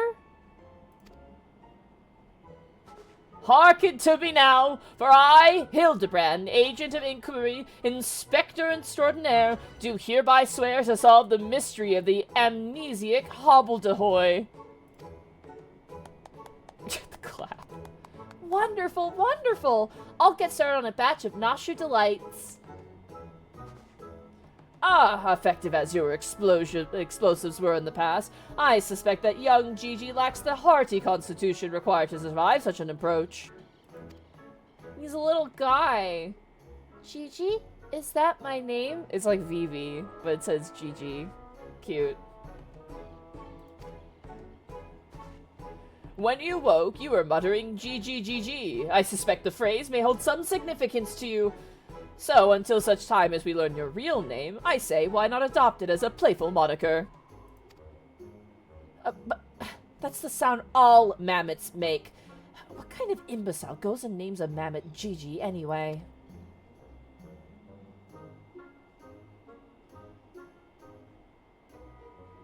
Gigi, I like this game. Oh my god. I like this name. I'll type it whenever I beat someone at a game. GG. Which of the two was Stream King during the playthrough, Vivi or Steiner? It was kind of back and forth. I think it was mostly Vivi, though. But, I mean, I love Steiner, but Vivi is the boy. Yes, I did see the hat in the store. It's like, again, very cute. What the fuck would I do with it, though? You know what I mean? If I was, like, doing a cosplay, though, that would be perfect. Eat it? I'm not gonna eat a hat, chat. How? Oh. Sunday best. show up to church in my wizard hat. Love it. It's the VV hat sausage. Here we go. And it's a Mr. Sausage. Gigi, I like this name. Thank you, kind sir. But how will this new name help me to remember who I am? Patience, Gigi. No, that's me. I'm Patience. He's Gigi. Patience, Gigi. This is only the beginning. Next, we will return to the city and see if we cannot find any who know who you are. Come along.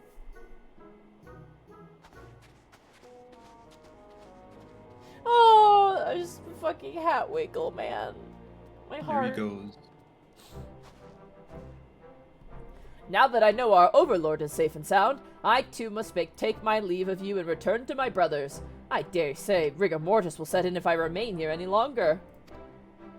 Bound for Thenelin, then allow me to accompany you. Julianne will give me no end of trouble if I keep her waiting much longer, though perhaps she will forgive me once I tell her of Hildy's return. Yeah. This is a rather lot to digest, though you have the look of one accustomed to such happenings. In any case, regardless of Mistress Nashu's protestations, the inspector will not be granted access to the capital until we can confirm that he is not a heretic. You have my word that he will be treated fairly. Sure, man. Whatever.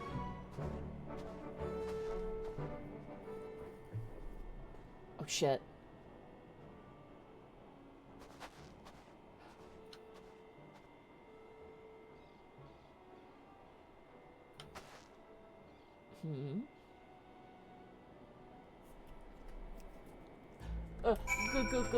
Ghost? Dead guy? Alright, let's bird up. We're heading back to Dragon's Nest. Stop fighting puppies! Uzan! Uzan, get up! He didn't get far enough away from Godbert. Everyone else backed up. Good on them. I got you. Come on, get up. Don't water him, he's gonna get even more cold. It's gonna freeze to him. He's gonna become a popsicle. Alright, let's head out. She's just taking a selfie with him. Wait, is there a selfie emote? Yeah, there's a new emote from the new thing they added this patch. Ah, I see. It's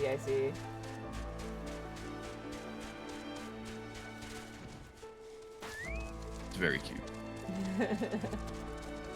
Oh, man. Fucking love the Hildebrand questline.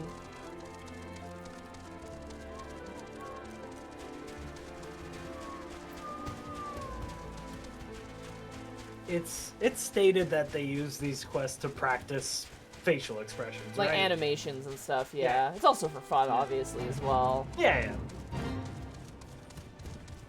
But because it's kind of like, you know, it's Hildebrand, it's silly, they can get away with doing, like, all sorts of, like, stuff just to try it out and see if it'll work. Which is why it's interesting, like, going back to this, because the animations are really, really good, like the stuff you see in future content, but it's like they were testing them out here.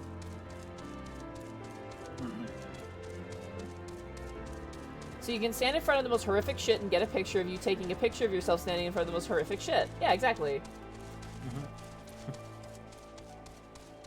I want someone to do, like, fucking, like, Let Me Take a Selfie, that song, or that song way back in the day. Yeah, yep. Oh, yeah. Do that, but, like, with all, like, the different shit in 14, like, all the fucked up shit, and, like, you know.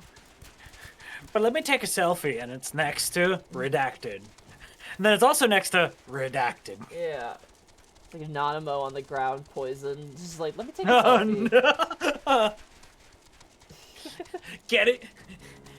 Getting framed for a war crime. Hashtag selfie. Hashtag international event. No, hashtag it's not me, guys, for real, with like a 4. Hashtag free patience. Patience, you want the selfie emote? You know what, Thorn? I'll take you up on that. I don't usually ask for freebies, but where are you? I'll take it. Why not? That shit's funny.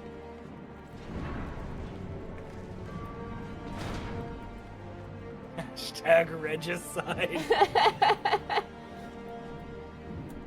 Hey, what the fuck are you? That. Taking a selfie. There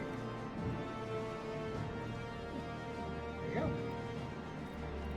See, that'll be $50. Oh my God! You're like those dudes that dress up as like Spider-Man in like Times Square. Oh yeah, like the horrible like. Oh, Callie. Like, oh yeah, let's take a picture. Give me $50 right now. Callie. Oh, no. Thorin wants to give it to me. Callie, I appreciate it, but Thorin says I'll be right there. So, are you in the game, Thorin?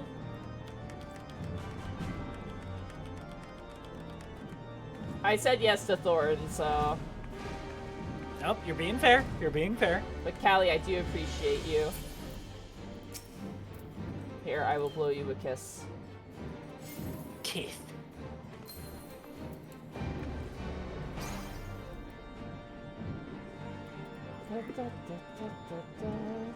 Why are you upset, Z?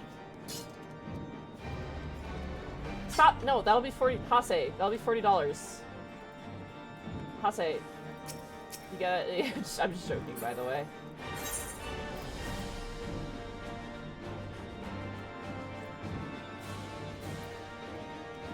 Are you giving me a fucking bee? What the fuck is this? Hase's full of bees. There's a bee? No, be free, bee. Be free. No, Be free. no, what do you do? No! That free bee now. was giving to you!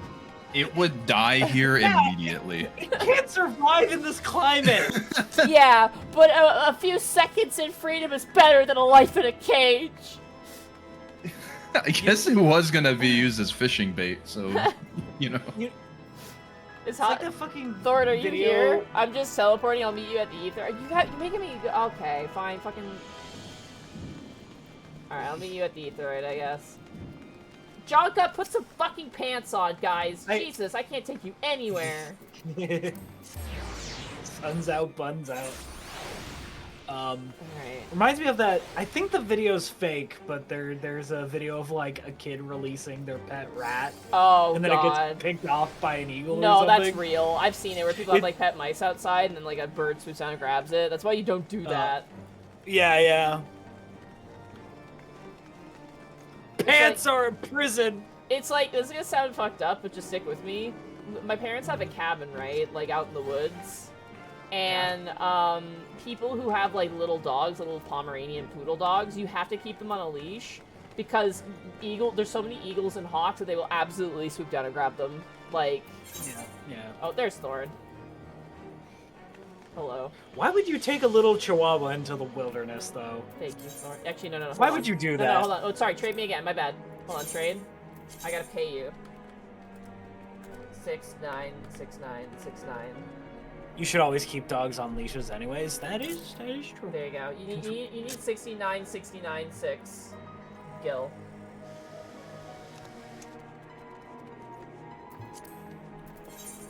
Thank you.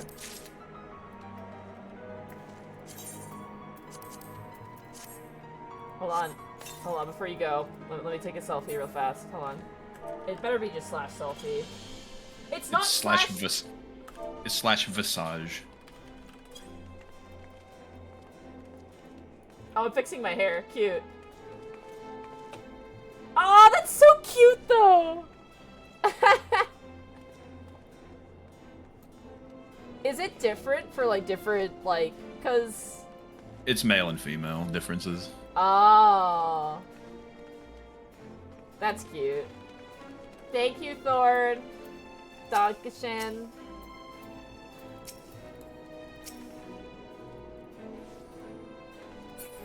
I wish I had this emote for when the bottle opener guy died. That would've been great. Hey, we're right where we need to be. Excellent. Hello, Seer. Fury, take me, that man. Patience. I suppose you've heard the news, then, that Inspector Hildebrand was cleared of all suspicion and judged to be no more than an eccentric curiosity. Yeah, that's a way to put it. If you're looking for him, good luck. I wanted to thank him for his cooperation, but as soon as the Temple Knights released him, he and his assistants ran off to God knows where, with that mammoth in tow. As for my investigation, In spite of all the twists and turns, I managed to salvage a satisfactory result. As far as the Inquisition is concerned, the suspicious vagabond was not more than a zombie which wandered away from the Dusk Vigil sickness, which has since been purged. So it would seem that all is right with the world once more. For now. I have no doubt that the Inspector will turn up again like Bad Gil, and when he does, trouble is sure to follow.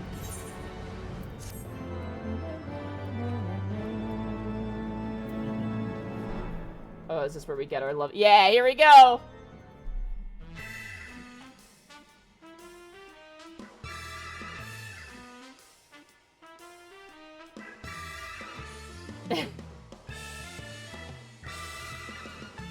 Yo! GG! Lord Edmont.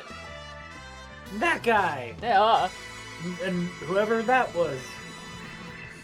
See you, Inspector. You're gonna carry that weight. Oh boy.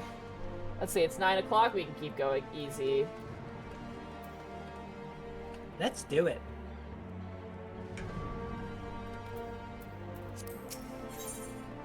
The Gigi situation. It's crazy. I pray this day finds you well, Patience, or at least better than it finds me. It seems I have no choice but to seek out that inspector and convince him to surrender up his mammoth to me. 'Twas unearthed under most suspicious circumstances, after all, and who can say what secrets or heresy it might hold?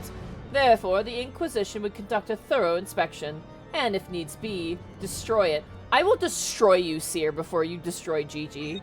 I just want to point that out right now, and it wouldn't even be very hard. I could do it right here. I could do it. And no one would stop me. Yeah, I could do it right now with like all these witnesses, and everyone would nod and be like, "No, nothing happened." Did you ever hear the story about that happened? Like that actually happened in real life? Mm-hmm. That whole town. Yeah, what a crazy like. What happened? Oh, so basically there was this town, like this small town with like maybe at like 100 people. And there was this guy, I can't even remember what his name is. He was the biggest piece of shit. Like, everything worse about a person is, like, the way he was. He was a huge bully. He, like burned people's houses down and, like, shot people. He married an underage girl, and, like, it was horrible. He was just a horrible fucking person. And it was to the point that anyone who stood up to him would either get killed or, like, he would hire lawyers and he would get off scot-free, basically, and people were terrified of him. And so what happened was, at one point, he, like, went into a store and, like, a store owner was like, you know, was like, hey, like, you can't take that, you have to pay for it, and he shot that person, basically, for, like, trying to, like, stop him. And the townsfolk got together and were like, what do we do about this? And then the law was like, well, it was an accident, like, we don't have proof. And so the police of that town was just like, you know, if basically more or less they made like a town watch. And they were like, well, the law won't do anything about it, so what are we gonna do? And so the guy went to a bar and like left, and yeah, like 50 people shot him in his car, basically, at that point. And it was like, the amount of bullet casings on the ground suggested he was shot, like, he was dead, super dead and killed. And then when, like, the actual, like, FBI showed up and they were like, who killed this guy? Everyone was like, what guy? Like, no one would snitch. And it was to the point they killed him, they didn't even call a fucking ambulance. No one called an ambulance for him. And just left his body in the car and they all went their separate ways. And anytime, like, the FBI tried to investigate what happened, no one would say anything. Like, it was like it didn't happen, but it did. Obviously, it did happen. I'm posting a graph of what happened. Yeah, fucking around and then finding out. It's the fuck around and find out graph chat. He literally, apparently, getting into a car is like, what the fuck are you gonna do about it? And then people just unloaded, and it was all kinds of guns. It was handguns, like shotguns, hunting rifles. It was everything that they had. They fucking like unloaded into him. Which the FBI was like, yeah, this wasn't just, like, we were killing him. It was, like, it was very personal because, like, the shell There's casings... no kill like overkill. It's, like, the shell casings on the ground suggested that, like, everyone who was there shot, like, several times. And then apparently the people, this happened a long time ago, like the last 2 remaining people like from the original town were still alive. And some people went to like see if they could get anything about what happened. The FBI was able to piece together what happened, but couldn't like figure out who actually were the killers. And then this journalist went in and was just like, why do you think everyone killed him? And like one of the old townsfolk who was still alive went, sometimes a bastard needs a good killing. And I was like, fucking hell. Vox Populi, baby. Yeah, it was like, damn. But his list of crimes was like just disgusting. Like the town was like, no, this guy needs to fucking die. Like there's no justice. So we need to do it ourselves, and it's like, damn. Vox Populi, baby. Yeah, it was crazy. Voice of the people. And, like, the only people who, like, were upset about it was, like, his second wife, who was like, how could they? And, like, no one's doing anything, and, like, no one wanted to help her. Like, they were Crazy, like, no, huh? he needed to die. Like, straight up. Fuck around and you find out. Yeah. 100 bits from Chaos Nightmare VT. Monty, did you know the mantis shrimp is the only animal to naturally spawn in with the Halo plasma pistol? Dang. Yeah. Yeah, actually, yeah. Yeah. What a topic. What a wild story, though. Like, absolutely, like, Jesus, man. Like, but you can't blame them, because he was, like, shooting their friends and family, like, on a whim. At that point, like, yeah, it's self-defense, in my opinion, at that point. Yeah, no, I'm with you, Kaiju. I watched a video on him. Fucker deserved it. Justice system failed to stop him from being himself, so people stood up. Yeah, no. Like, man. But the fact that the FBI is just like, who killed him? And everyone's like, what are you talking about? Like, the entire town was like, except for that one person. Everyone was like, no, what are you talking about? Like, no one. I didn't hear nothing. Yeah, I didn't hear nothing. I wasn't there. Like, everyone. Everyone was like, no.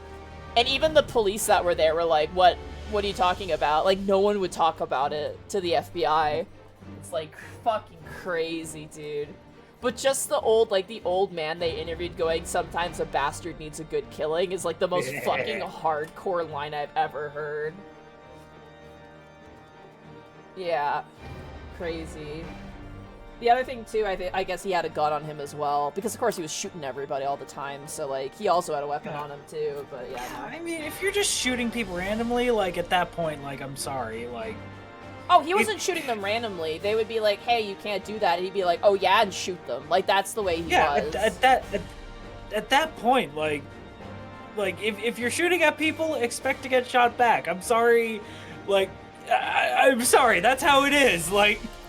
But he didn't shoot them. It was just more like they were so, like, because he was drunk. He was getting in his car drunk, and they were like, we are going to kill him now. Like, it's like, this is where we're going to kill him.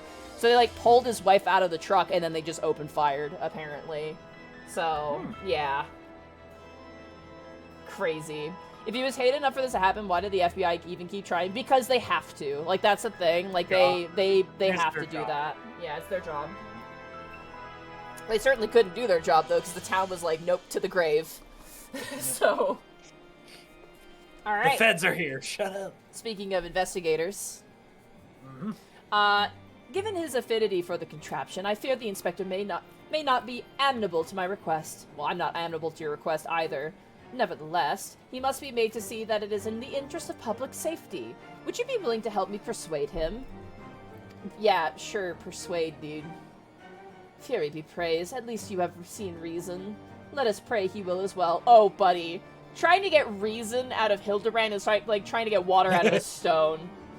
Yeah. I am given to understand that while the inspector and his assistants have been wandering all over the city with the mammoth in tow, they often frequent the gazebo near House Fortin Manor. With any luck, they will be there now. Okay, cool. Alright. Let's ride, everybody. Let's move. Let's ride. See, kids, don't drink and drive, or else your car will be shot 50 times. Don't do it. Don't drink and drive. He's bad.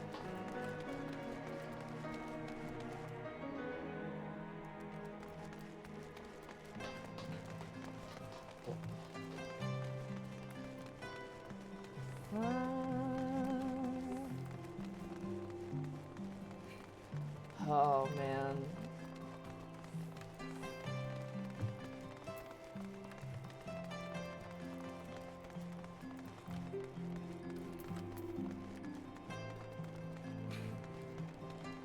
Oh, goodness.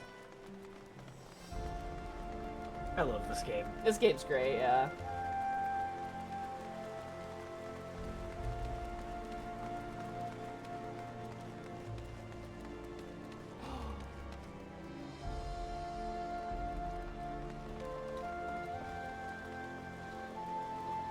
Gentle Pharaoh. What's up? Yeah, I hate him. Yeah. I wish he could throw him off the balcony. I'm sorry, I missed it. What? If you've done the recent Hildebrand, Blue Will's sitting on him, but there's a character there. Ah. Anyway, hello Hildebrand.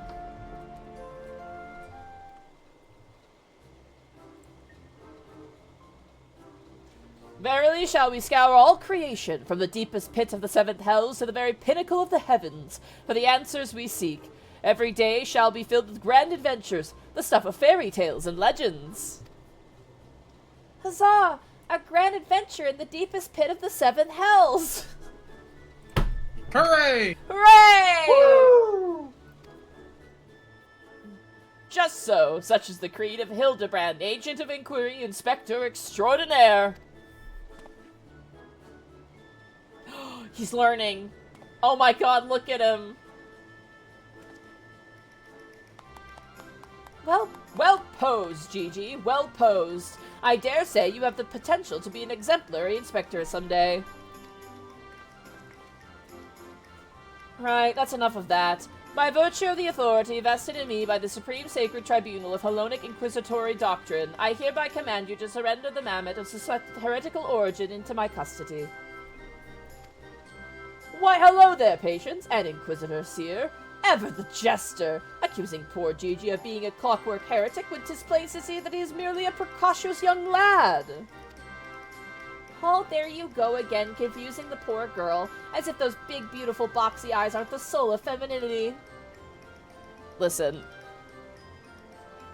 I love my non-binary child, okay? And binary child, technically, if we're talking robot. Anyway. Nashu, please. Were you not witness to the magnificent display of Mandervillian masculinity mere moments ago? Hildebrand, I can do that too. That's because you haven't taught her any better. She needs a proper role model to show her what's what.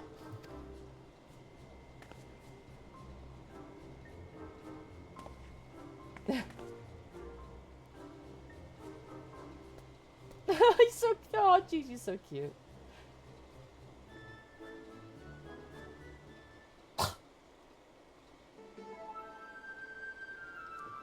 Mr. Seri, are you? Inspector Seer? What's all this commotion? We can hear you from the courtyard. Edmont! Hello.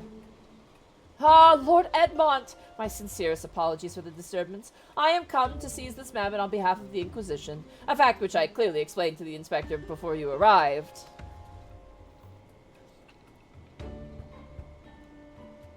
At which point they set to bickering about the contraption's gender. What do you say, my lord? Do you think Gigi a boy or a girl? 'Tis clearly a strapping young lad, no? Fairy take me, not you too! Has the whole world gone mad? I mean, Vivi was male, so, you know. You best start believing in Hildebrand quests here. You're in one. Fine, fine, but even supposing this Gigi is a real boy, you cannot deny that the circumstances of discovery and miraculous resuscitation were most unusual. He cannot be suffered to roam the city with impunity until the Inquisition has determined he is not a threat. I beg your pardon. Miraculous resuscitation?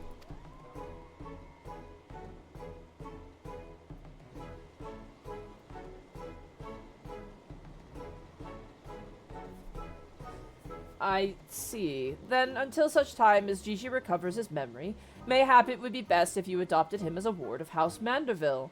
I will even stand as witness here and now if you wish.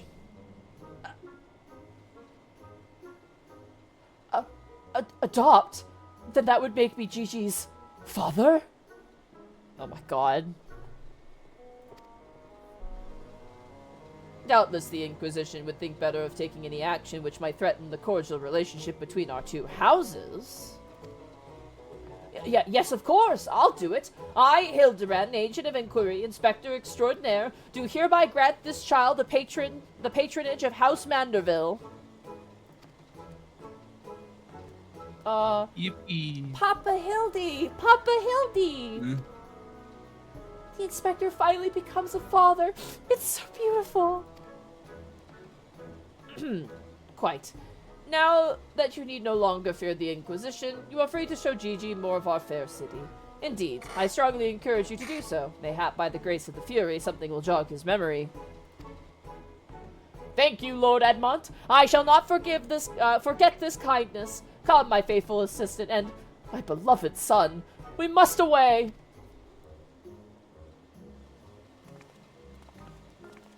Oh my god. Oh, alone. I would not presume to question your grand design, but confound it all. Well, mayhap I cannot detain the mammoth, but I am still within my right to observe the blasted thing. Stalk the child.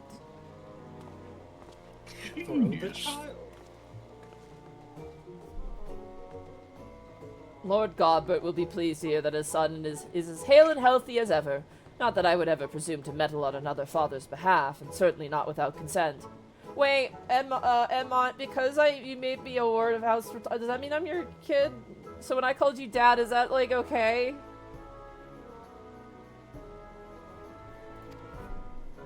Okay.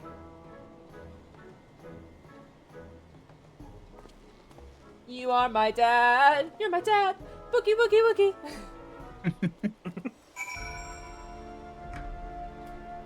Oh my goodness. Where am I? Oh, I'm over here. Alright, where are we going? Oh, we're going over here.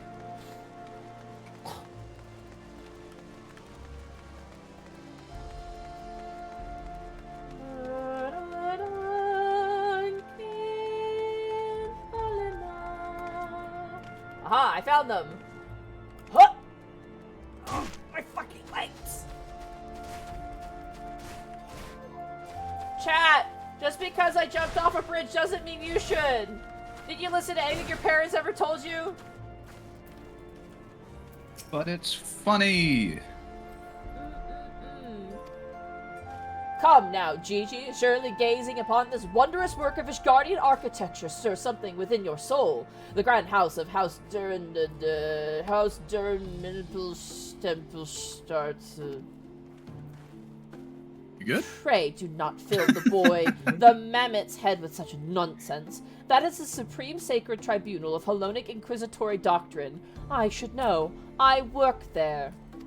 Furthermore, I am quite certain that there is no house Durin male tempered Charte, and it is rather a ludicrous portmanteau of our four high houses, including the esteemed house which but recently stood as witness to your adoption. I think he suffered a stroke there for I a think second. he did, yeah. Well, Gigi, do you remember anything? No, nothing. I say, rather than parading him before the grandiose, why not give him a taste of something more prosaic? Let us make our way to the holy stables that he might bask in the singular sights, sounds, and smells of Ishgard's famous chocobos.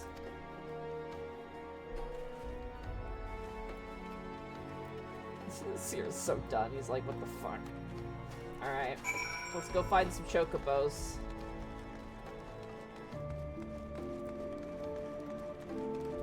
I still love in Final Fantasy IX Vivi seeing a chocobo for the first time. Very cute. Mm-hmm. Chocobos make everyone happy, so that's a good plan. Exactly! Mm-hmm. Why does real life have to be saddled with such fucked up chocobos that are known as ostriches? Mm-hmm. True. Do you know what a terror bird is? A bird that's terrifying?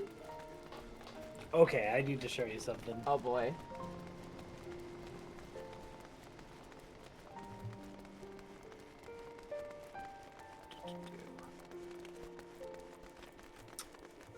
So something resembling a chocobo did in fact exist. They were called terror birds. Let me see.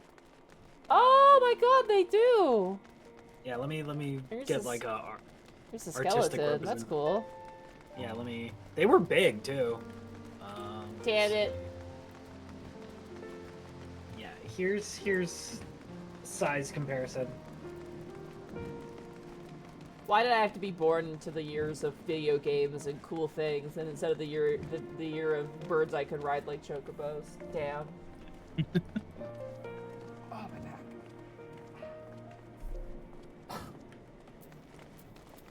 Hello. Look at them all.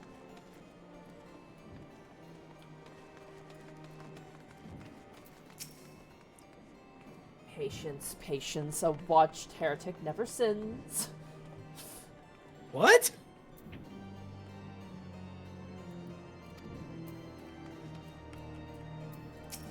Here we go.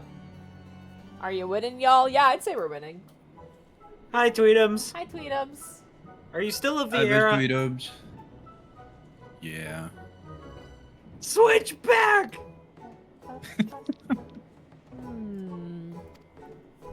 Splendid specimens of horse bird flesh, would you not agree? In the hands of a skilled jockey, any one of them could take first place at the saucer. These chocobos are the pride of the Ishgardian cavalry, and any temple knight who dared exploit them for personal gain would answer to the Fury herself. How about it, Gigi? Do you remember anything about Ishgard? Be sure to sniff the chocobos, it might help. It didn't.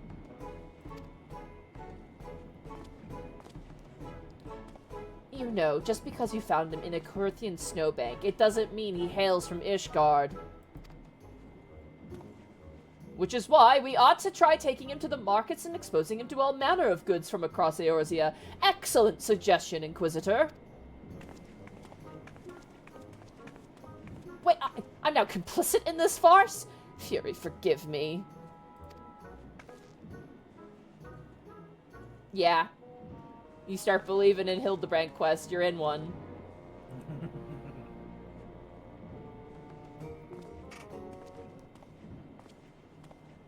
But I want one! I want one! Buy me a chocobo, please, Father!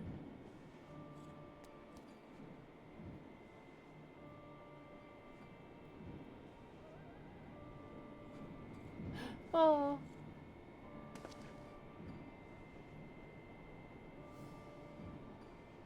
Father, that strange-looking thing is staring at us.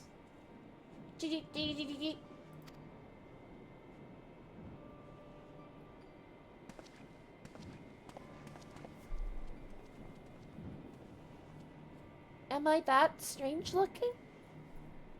Oh no.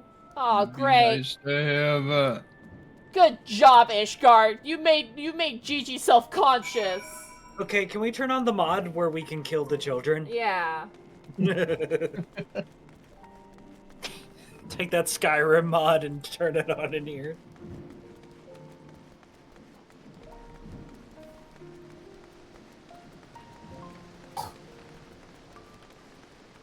Chocobo jockey. Shut up. My stream will get destroyed if you say those words. Chocobo jockey! Doesn't quite have the ring to it.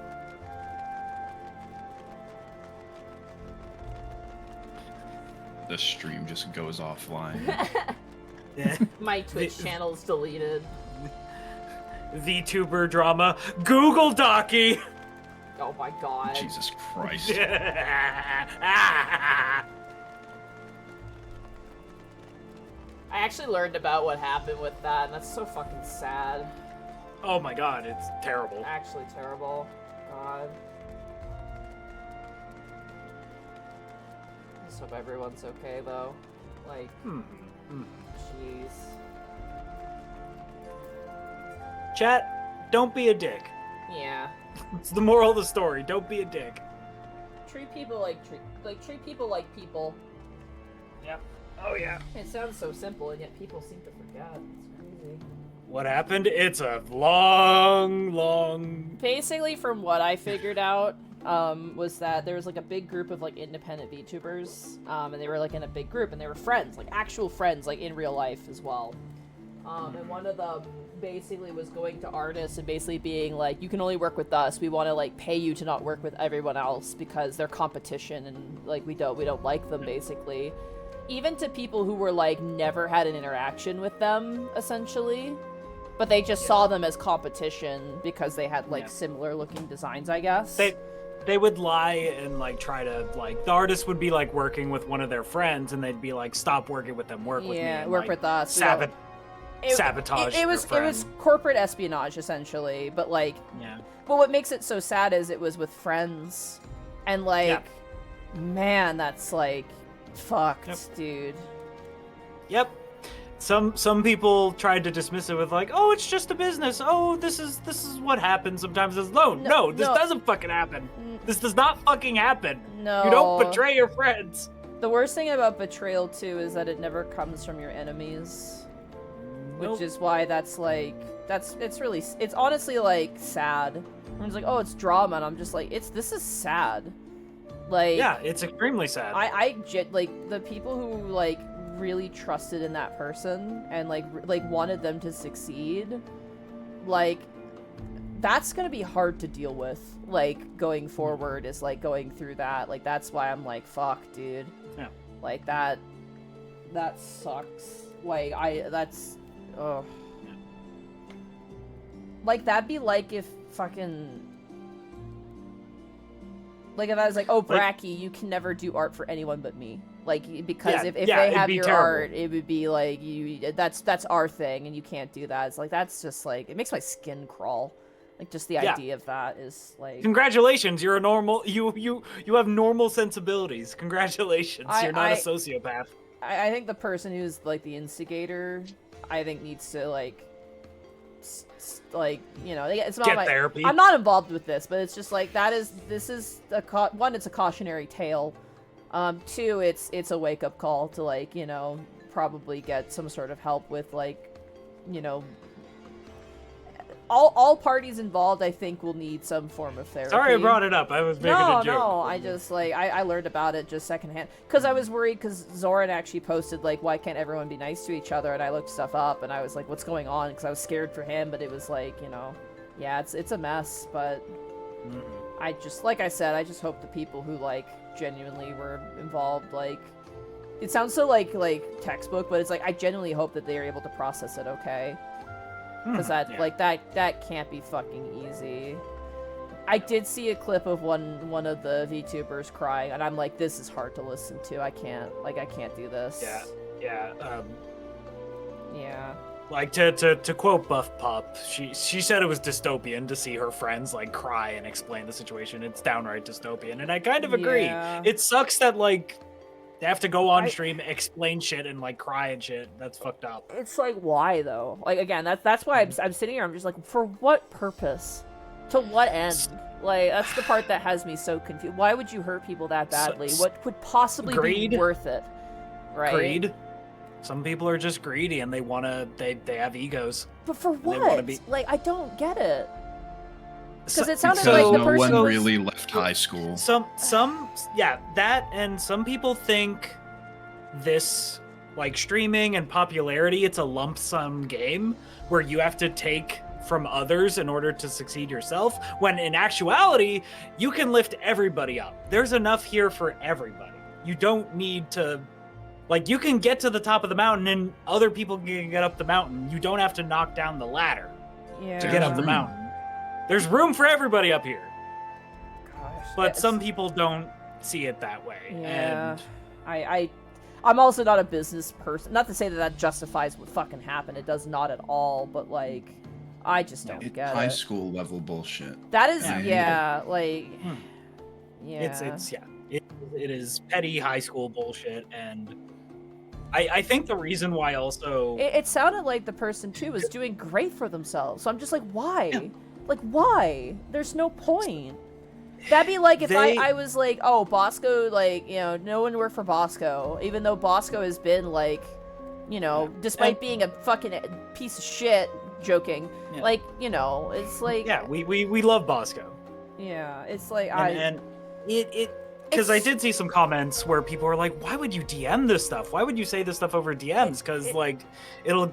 And the thing is, a thief thinks everybody steals.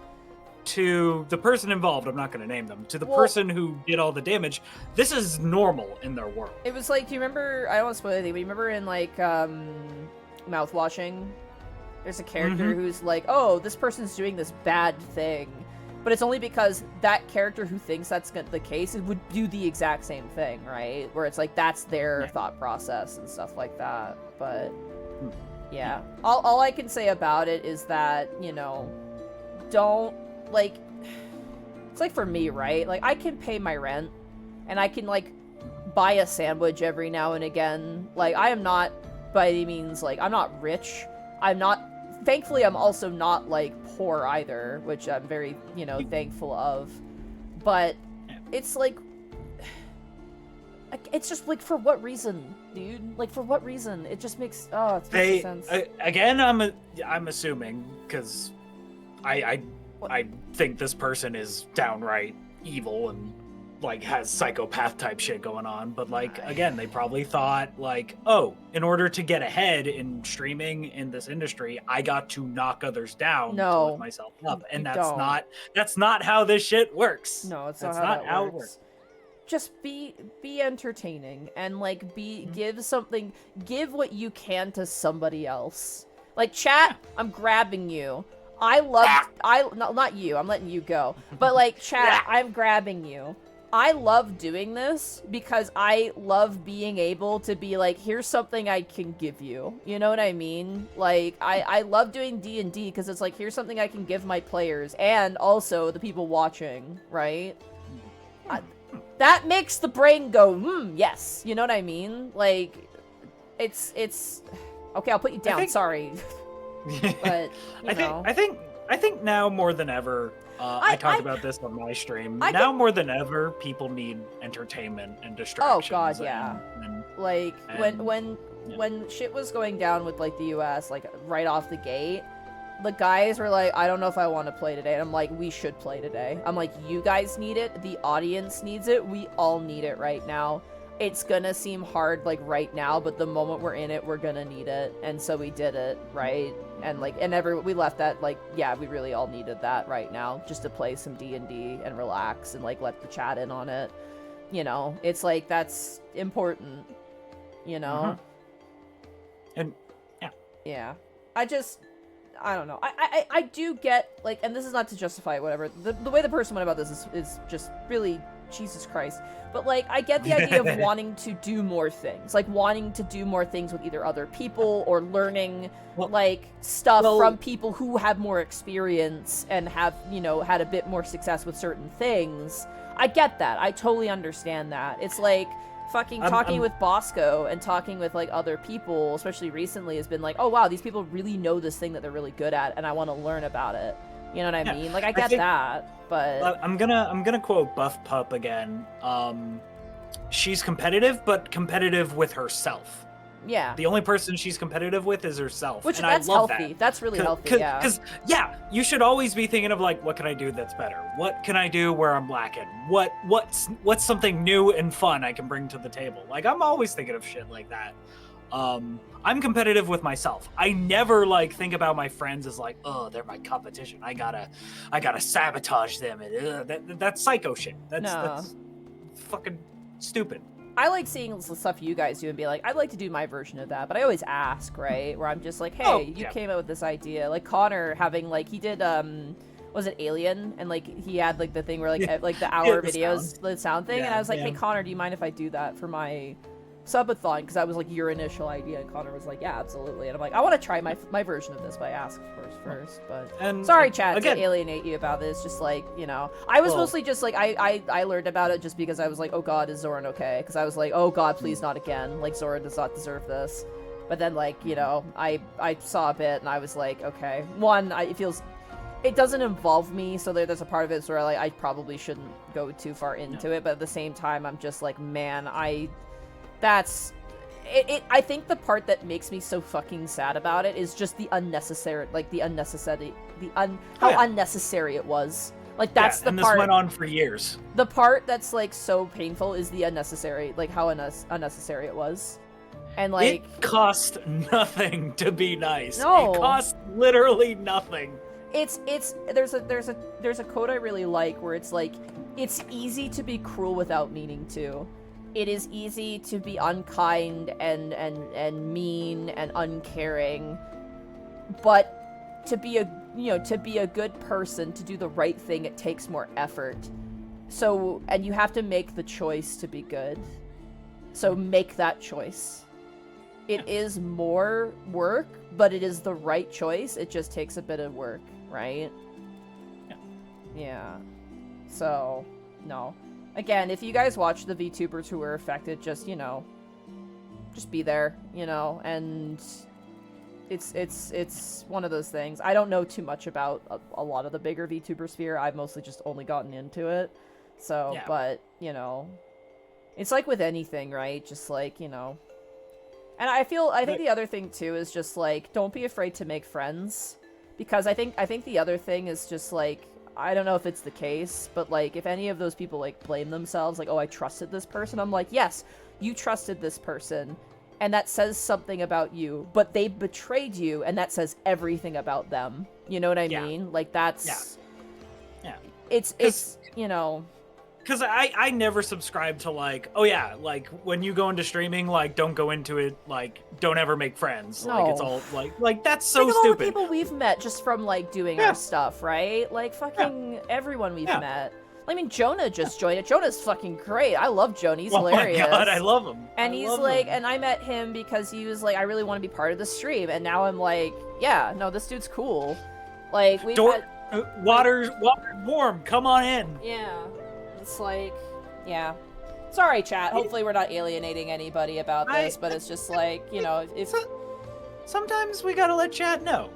I think the other thing, too, is just, like, this terrible thing happened, but, like, look at the love around the people who were affected, right? There's a lot of people who are like, hey, take all the time you need, heal, like, respectfully. Yeah, Dawn as well. Dawn's great. I want Dawn to come back as well. I love Dawn. She was super fun. I'm sad we didn't get her for longer, but she was busy, but she was great.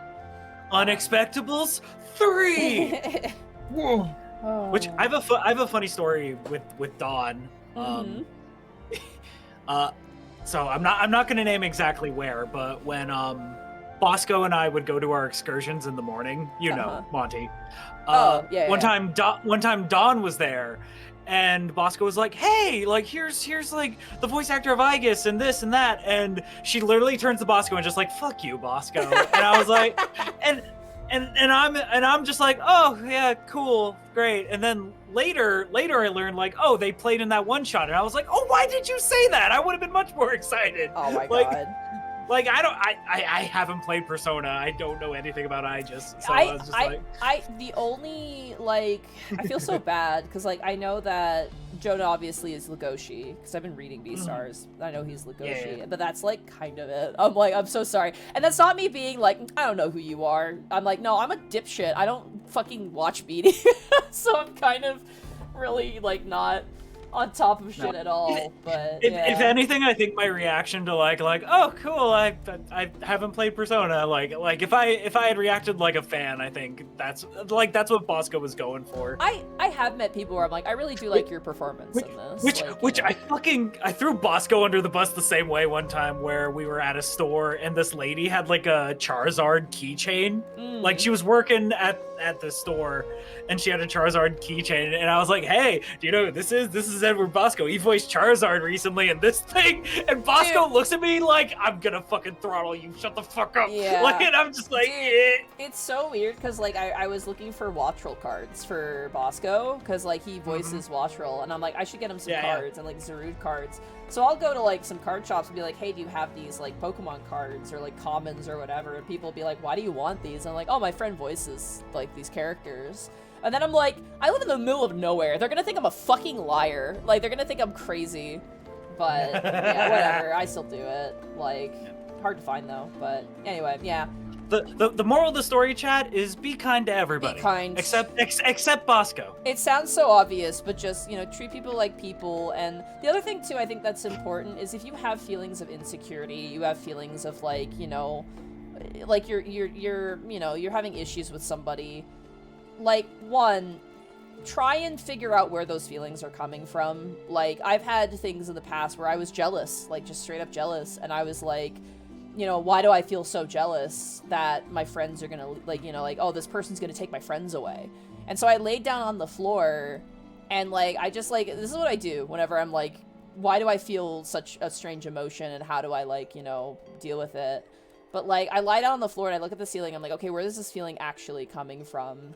There was a point where, Bosco and... I'm gonna be kind of vulnerable here, chat, so just, there was a point where this happened a long time ago, but there was a point where there was, another dungeon master who wanted Bosco and Connor on their show. And, they really wanted to do it because it was a great opportunity for them, and the person who was doing this was like, yeah, we're gonna have all these really, really popular people coming in, and, they were people that Bosco and Connor really liked, which is totally valid, right? And when that happened, though, I had this feeling deep inside of me of just, why am I upset about this? This is a fantastic opportunity for my friends. Why am I upset about it? And so I laid down on the floor, and I was like, where is this coming from? Let's figure it out. And, of course, I followed the thread where it's like, well, I'm afraid of losing the two of them. I'm scared of them leaving Unexpectables for, this opportunity and leaving me behind. So it was more like, okay, it's coming from this fear of abandonment and this fear that I am not good enough to get them opportunities because, I'm not, I don't have these big connections because, I fucking live in the middle of nowhere and I'm a goober. You know what I mean? There's this sort of, insecurity, and that's where it was coming from. So I talked to Connor and Bosco about it. I was like, hey, I really want these opportunities for you. I just don't want to lose you as friends and, people I do stuff with because it matters to me a lot. And, I've been having these feelings, and it's not your responsibility, but I just want you to know that, I hope we can, no matter what happens, we can still be friends, and that is, something, And, Connor and Bosco were absolute sweethearts about it. They were just like, hey, you're a ride or die. We're gonna stick with you, and even if we leave, we'll never forget you. And I'm like, okay. We had a little moment, which is very sweet. And it was, mostly just to be like, hey, I'm feeling this sort of way, and it's that's just, I just hope that, more or less, it's just I hope that, the fact that I can't get you these opportunities, we still have a good relationship, and we still like each other going forward. And it was totally fun. I was overthinking, obviously, because I was being emotional about it, but it was a good conversation to have, and that's what you do. I know it sounds easy to just do it, but it's if you have some sort of problem or you're worried about somebody, you need to lie down on the floor, figure out where that's coming from, and kind of be a bit vulnerable and talk to your friends, right? If I just didn't say anything and kept that bottled up, you know what would have happened? That could easily turn into resentment or something, or jealousy and things like that, and that's not healthy.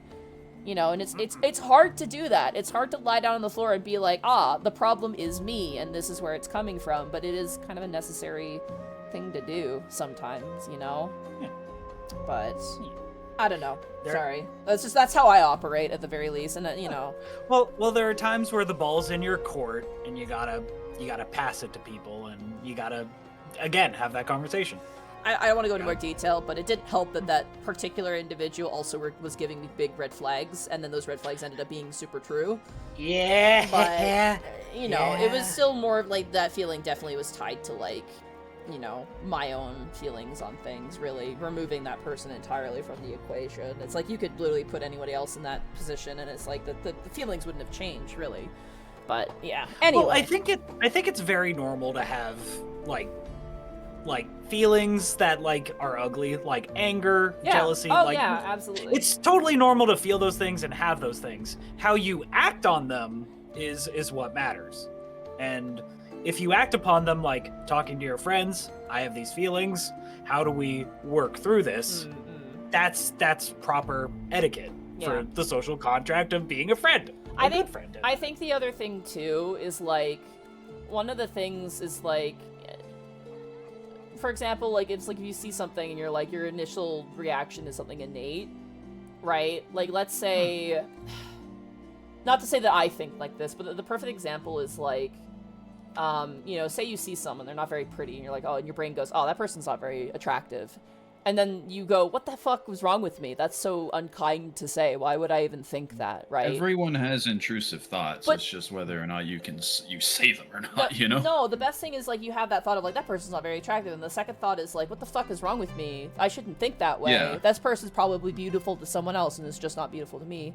That first thought is reactionary. The second thought is who you are. We love having a conscience. Yeah.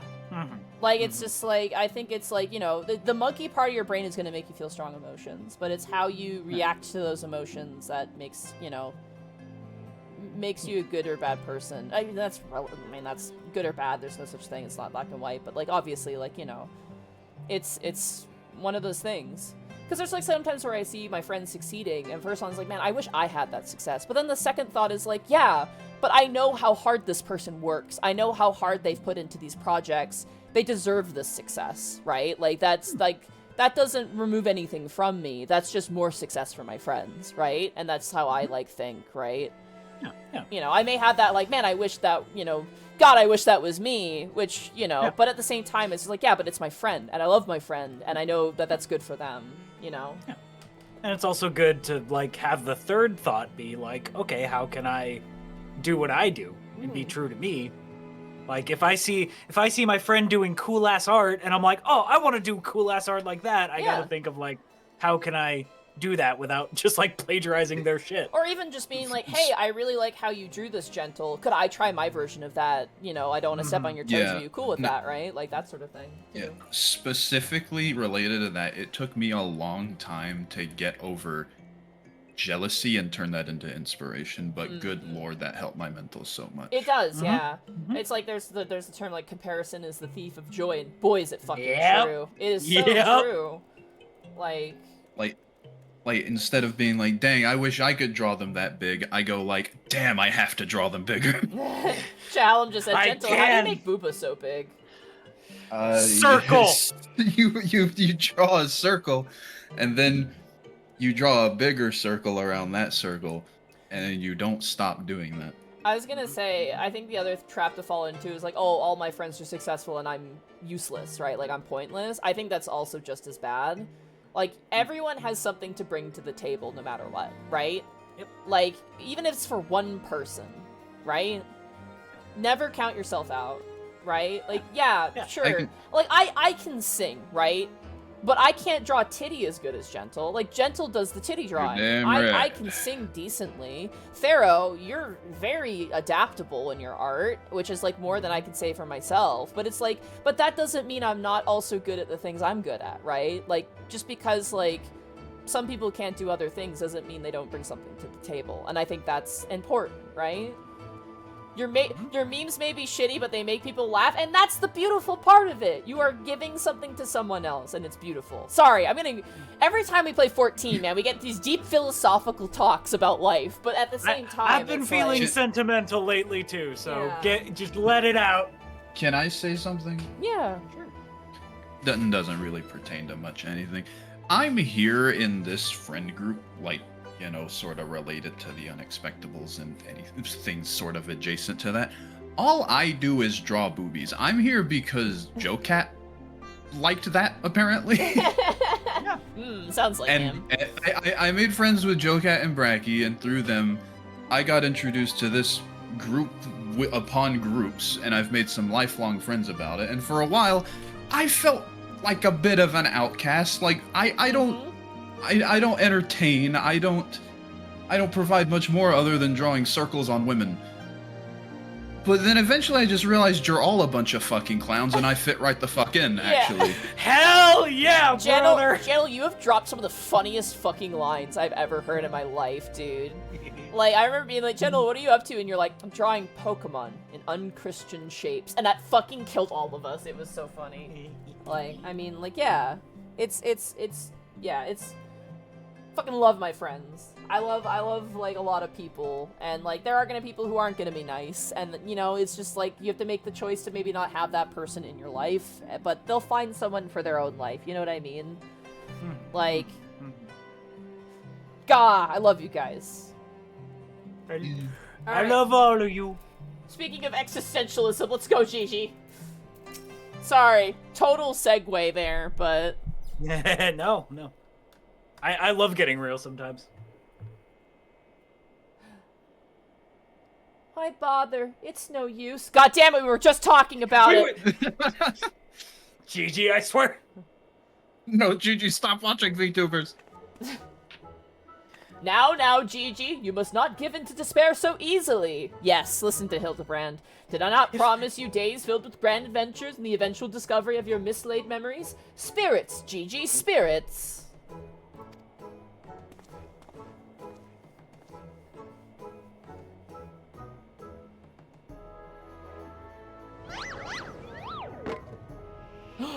Oh!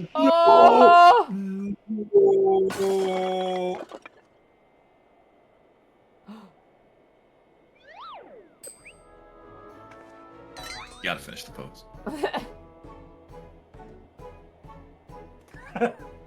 My word, a vase flung to the ground with reckless abandon. Could this be the opening salvo of an indiscriminate campaign of vandalism? One waged by your wild gesticulations, perhaps. At least look before you strike a pose. The gods only know how much that vase cost. 123,504,000 guild at last estimate. 'Twas over 700... Yeah, I fucking bet. Yeah, sure, lady. 'Twas over 700 years old and graced the homes of a dozen archbishops, 8 counts, 2 lord commanders, and 1 duke. 100 million kill! Not even Heavensward crafting can get me that much money. At this point, you roll an insight check. At this point, you start throwing more shit off the counter. Oh, hello. Dude, Link from Zelda would absolutely just run away at this point. Yeah! Shinobi Satyr has a good point. If it's so good, then why do the archbishops get rid of it? Yeah, why'd you have it on the corner of a shitty little stall? Oh, Halone, why have you forsaken me?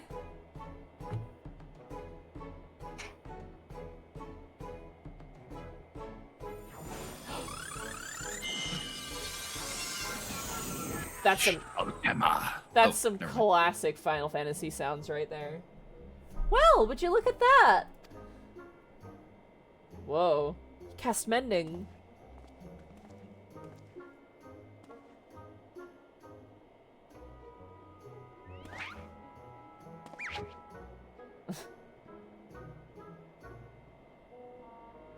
It's a safer spot for it, to be honest. Just leave it there.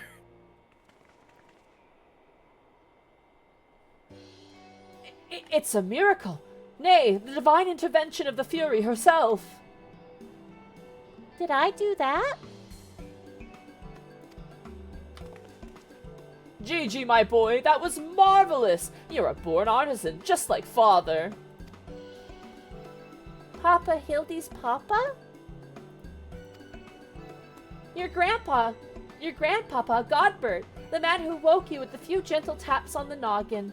You wouldn't believe what else he can do with that hammer of his. Why, some folk says he wields the very powers of life and death. Once he and the missus come back from their tour of the Western Highlands, I'm sure they'd love to see that trick of yours.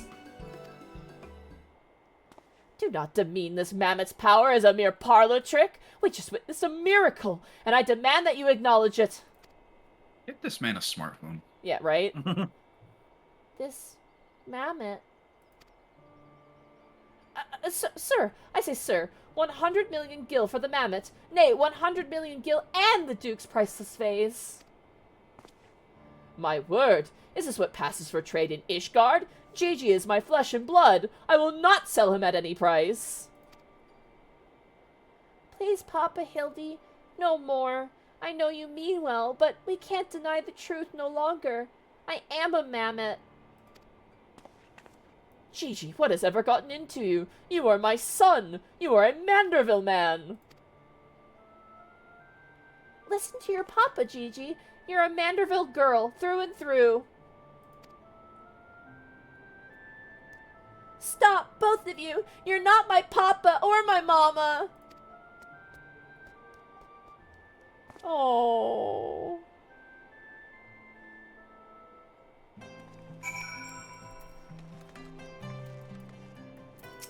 Oh. Well, it is to be expected. Gigi is at a rebellious age. Strange as it may sound, I too tested my parents' patience, and that on more than one occasion, but if they could weather the storm, then so can I. I say we find out what's got him thinking he's a mammoth. He is a mammoth. How can you... Oh, never mind.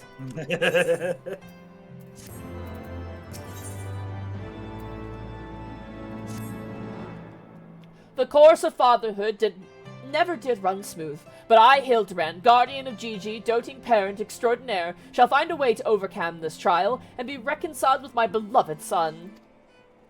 That's the spirit. Solving a simple case of childhood rebellion should be easy for a man who's unmasked thieves, defeated duelists, and led armies of the undead.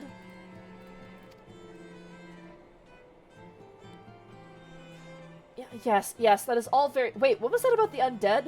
Actually, don't tell me. For now, all that matters is finding that mammoth. We should begin by speaking with the sentry stationed at the city gates and the airship landing. If, Fury help us, he has left Ishgard, we need to know about it sooner rather than later. I will visit the He Ark could have just walked away. He could have. He's so in it now. I will visit the Ark of the Worthy, while the inspector and his assistant head to the airship landing. You can question the guard at the gate near the manufactory, after which we will regroup there and share our findings. Dismissed. You don't fucking order me around, dude. Well, right, whatever.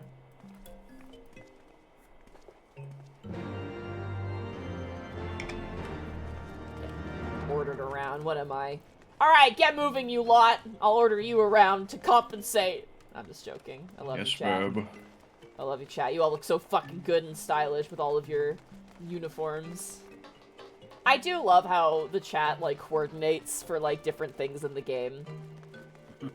Like, that is very fun. I'm glad you guys do that. It's super, super fun. There is deep lore in this group, I have learned. Yeah, there is. Like, people have, like, lore and stories and stuff, which is really cool.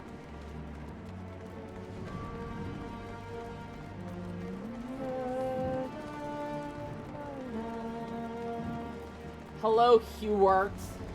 How are you? Have you seen a little boy? His name is Gigi and I love him. A little fellow with a wide-brimmed hat. Aye, he came through here. Bought passage on a supply ship bound for Falcon's Nest. One of them wants some named Lalafels, right? Funny little buggers. Seemed keen to be anywhere but here. Yes. Was that just racist? Yeah.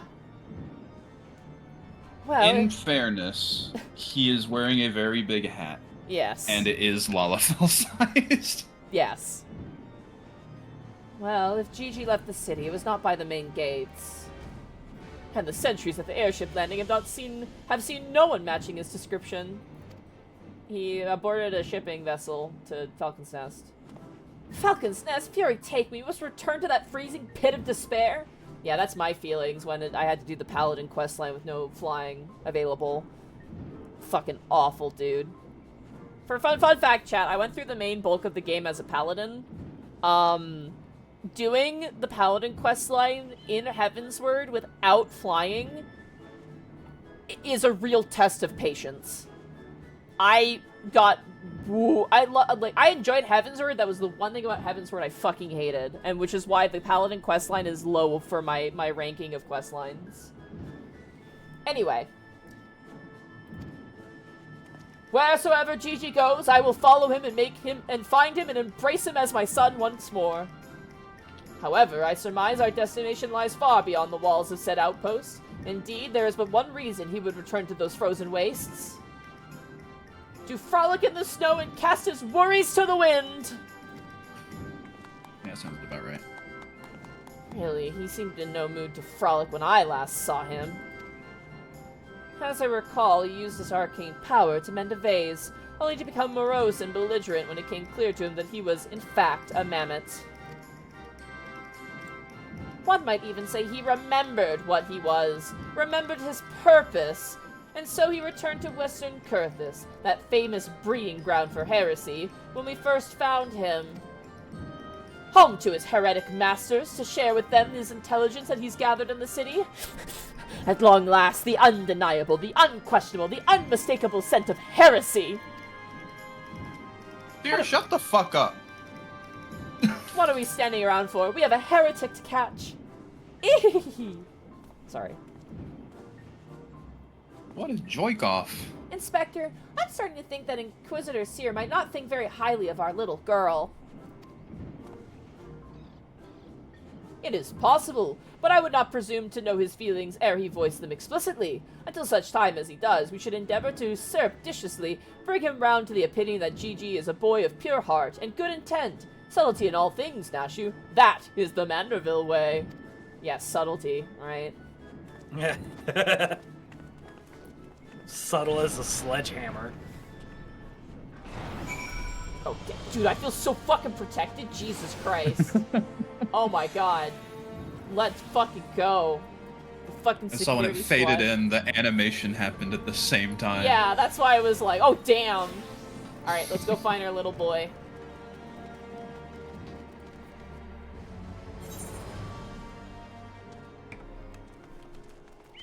Alright, bird up, everybody. You don't have really far to go.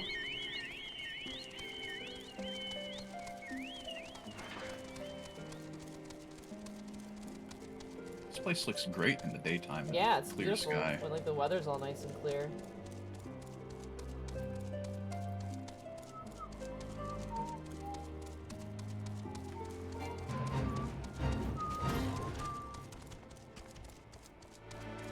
What? There we go. Footprints. Aha! I knew it! The mammoth immediately left the outpost and looks to have headed north along the river. By the Fury, I cannot wait to finally catch him in the company of heretics. I don't much like your tone, Inquisitor. If our baby girl ran afoul of any heretics, she'd look them square in the eyes and tell them that she doesn't want any. Hey, Inspector, I think I just had one of those moments, you know, of insight. Maybe Gigi came out here to find Lord Godbert. I did tell her her grandpapa might like to see one of her tricks. Brilliant deduction, Nashu! He must be eager to meet his grandparents! The self-same ones he renounced when he declared you were not his father? Ah!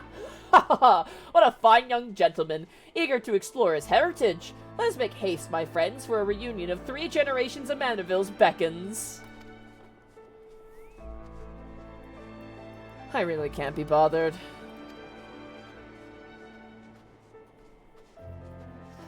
That's gracious.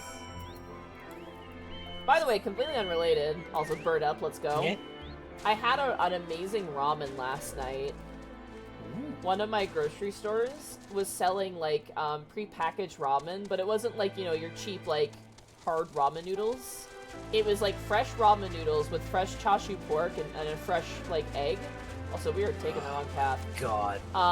And, like, you boil the noodles, and it comes with, like, the stock, like, the actual, like, tonkatsu broth in, like, a pouch that you add with water. That shit was amazing.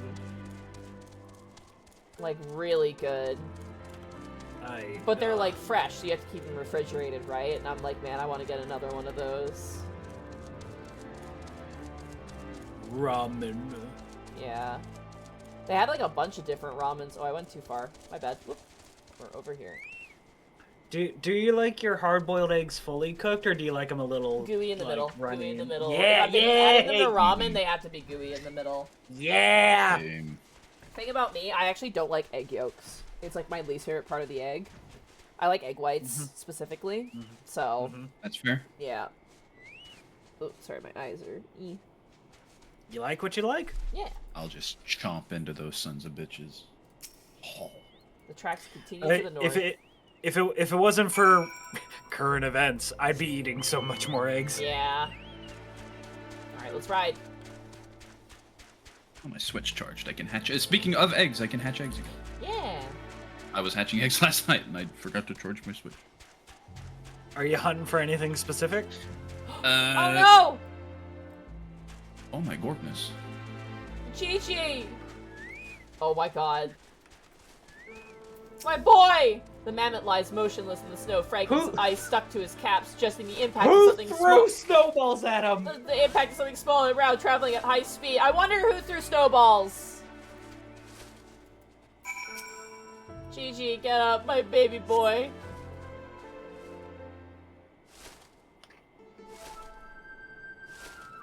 My head. Who? Oh, it's you. You followed me. Yeah, because I love you. Oh, Gigi, if you wanted to have a snowball fight with your grandparents, you could have just said so earlier. Papa Hildy was very worried, though he is glad to see that you are unharmed. Yeah, what is with all the dead wildlife right now? It would seem that he was struck with a snowball, much like these Steinbocks. These dead Steinbocks. Are you sure he isn't damaged? As if a mere blow to the head could ever fell our Gigi. We Mandervilles are made of sterner stuff. I myself have been driven headfirst into the ground on no fewer than a dozen occasions, several times from moms above, and my mind is no less brilliant for the experience. I only have a severe case of, I only have a case of, minor severe brand. What the fuck is it? God, my brain. No, I also have. Minor case of severe brain damage. Thank you! I also have that too, apparently. Jesus. Got that fog in me.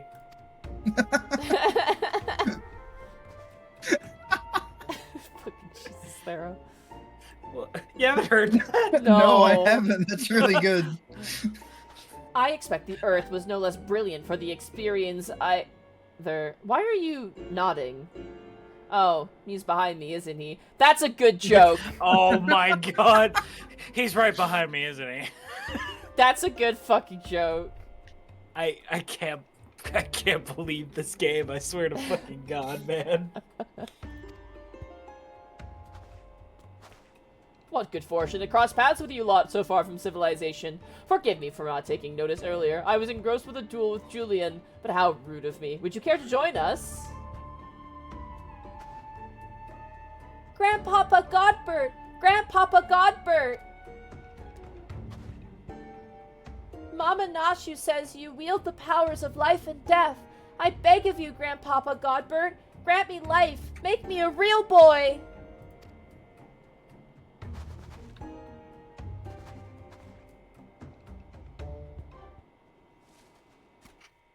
Oh boy, here we go.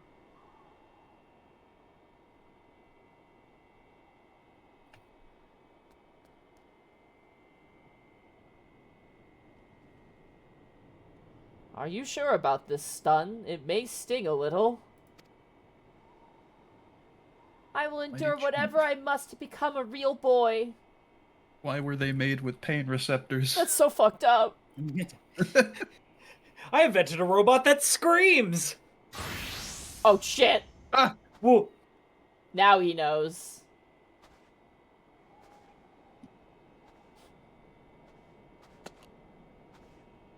Then let us begin.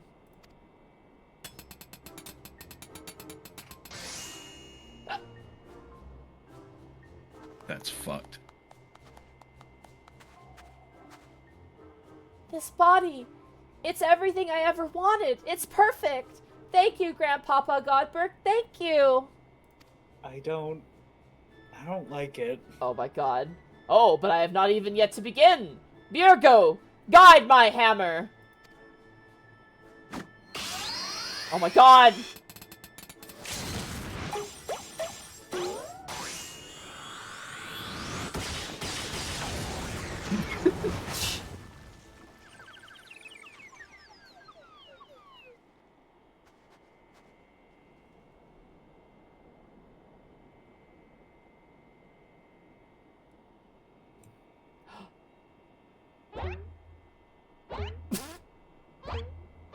Huh?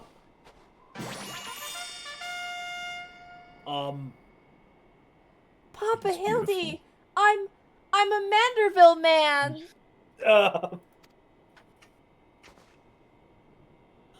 Gigi, my son, come to your father. Let me have a look at you.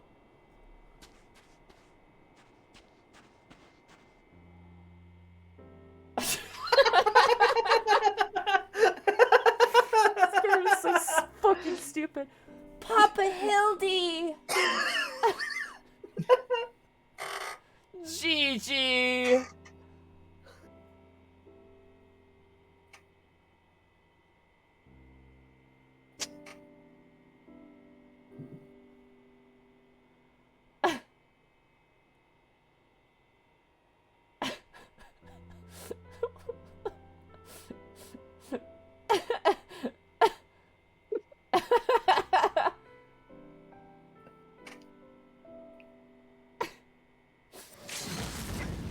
Oh What? no! Oh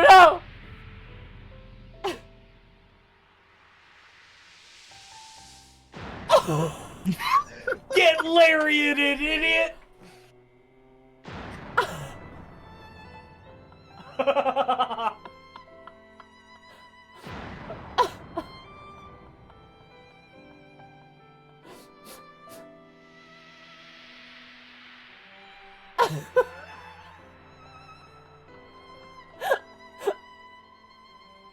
Fucking music.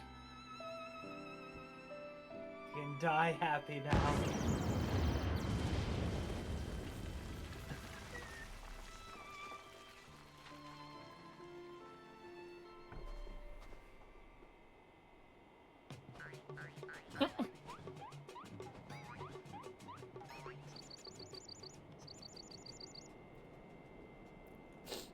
Now that brings back some memories.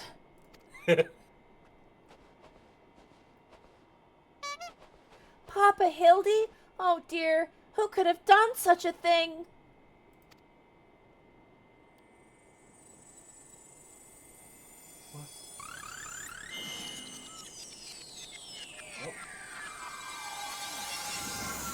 Aww. By the Fury, just like the vase all over again, miraculously restored to its original form.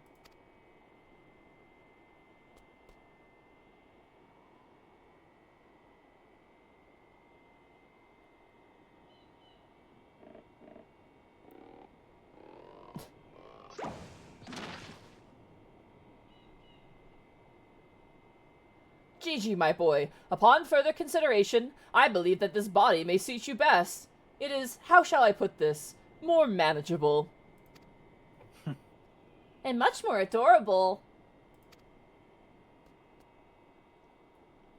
But how can I ever be accepted as your son if I remain a mammoth?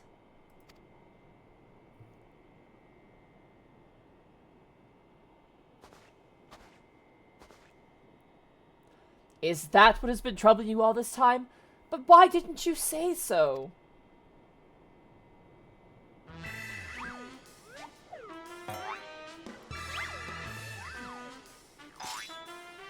A Manderville is more than mere flesh and bone. He is vigor, compassion, honor, a gentleman for all seasons. Be you man or machine, it makes no difference. If they call you a mammoth, you look them in the eye and say, "Nay, I am a Manderville mammoth."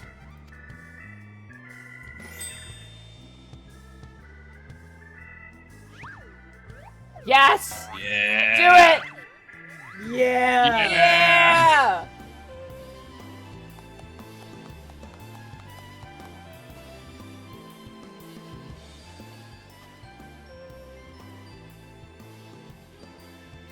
Mother, father, forgive me for not consulting with you earlier, but circumstances forced my hand. I have formally adopted Gigi as my son and a ward of House Manderville.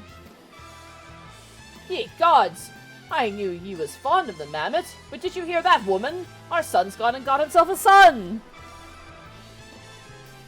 Grandpapa Godbert! Grandpapa Godbert! Ha! It all makes sense now. Grandpapa Godbert and Grandmama Julian. I've been waiting years to hear those words. Grandpapa Godbert, Grandmama Julian. Few things in life are grander than becoming grandparents, as they say. Ha ha ha! Oh, Julian's none too pleased.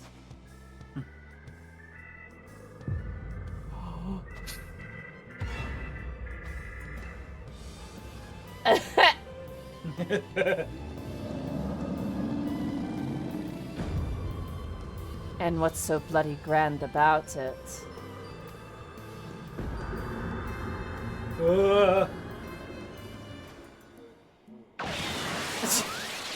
Yeah, yeah. Yep. That makes sense. Yeah.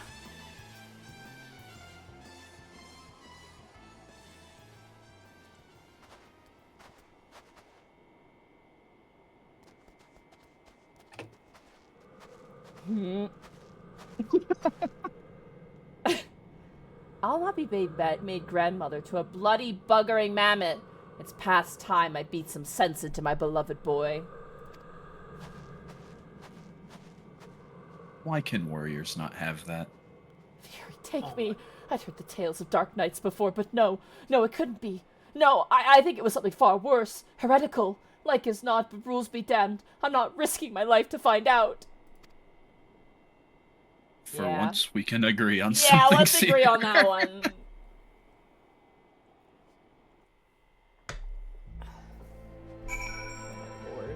Chat, I need you to know this game, on multiple occasions, has reduced me to tears. I need you to know this. What are you talking about? I was just reduced to tears in that previous cutscene. You kidding me? And I was about to say, like, I was crying laughing. When I so- saw that, like, clothesline cutscene for the first time, I was my God. actually fucking crying laughing. Shit's so funny. These are just so well, like comedy's all about timing, and it's just so well done. They're mad, utterly mad. The whole damn lot of them. How their house could rise to such prominence, I'll never understand. Well, at least the mammoth seems to have overcome its existential crisis. Before today, I didn't know a mammoth could even have an existential crisis. Wait, what am I saying? It's a mammoth. Why should I care if it claims to why should I care what it claims to think or feel? Are you not paying attention? Bro. Fury, take me. Their idiocy is infectious. I mustn't allow myself to fall prey to it. Follow procedure. Report to your superior. One step at a time. One step at a time. He's converting.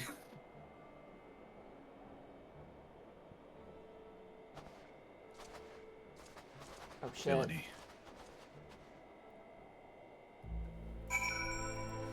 Oh my god. Alright, let's burn up, you lot.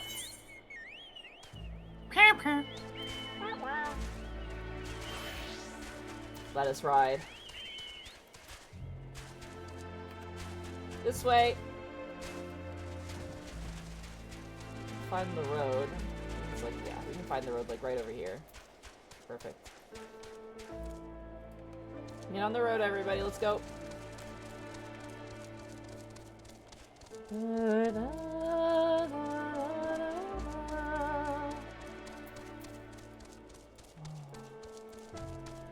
Goodness gracious. I can't remember how long this one is. I know it's definitely shorter than the Realm Reborn Hildebrand Oh, for quest sure. line. There's a bit more. Like, a bit like we could finish it this stream, or is it next stream? Yeah, no, I can double check. What is the name of the quest you're about to turn in? The Measure of a Mammoth.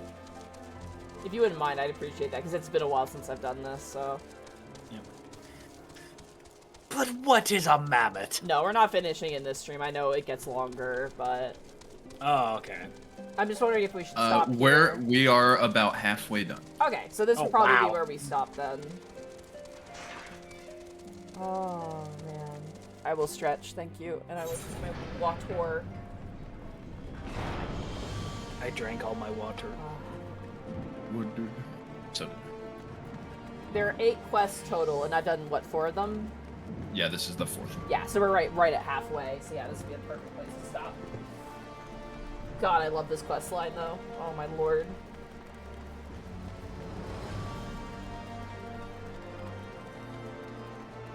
Hello, Seer.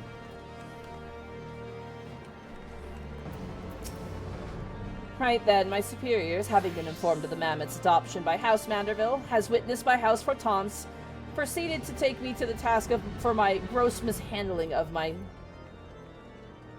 proceeded to take me to task for my gross mishandling of the situation.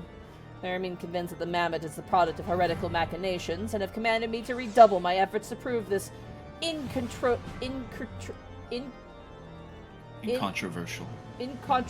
fact. Damn.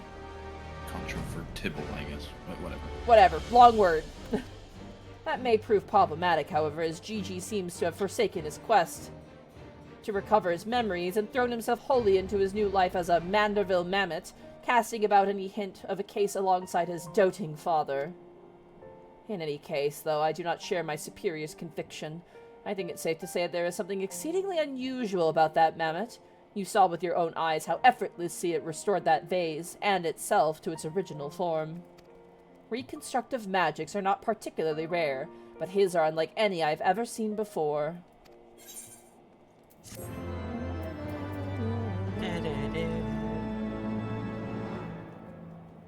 Here we go.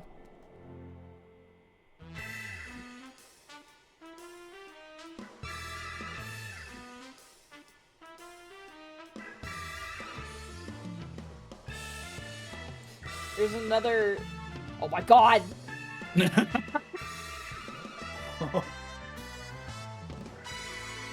See you, Inspector.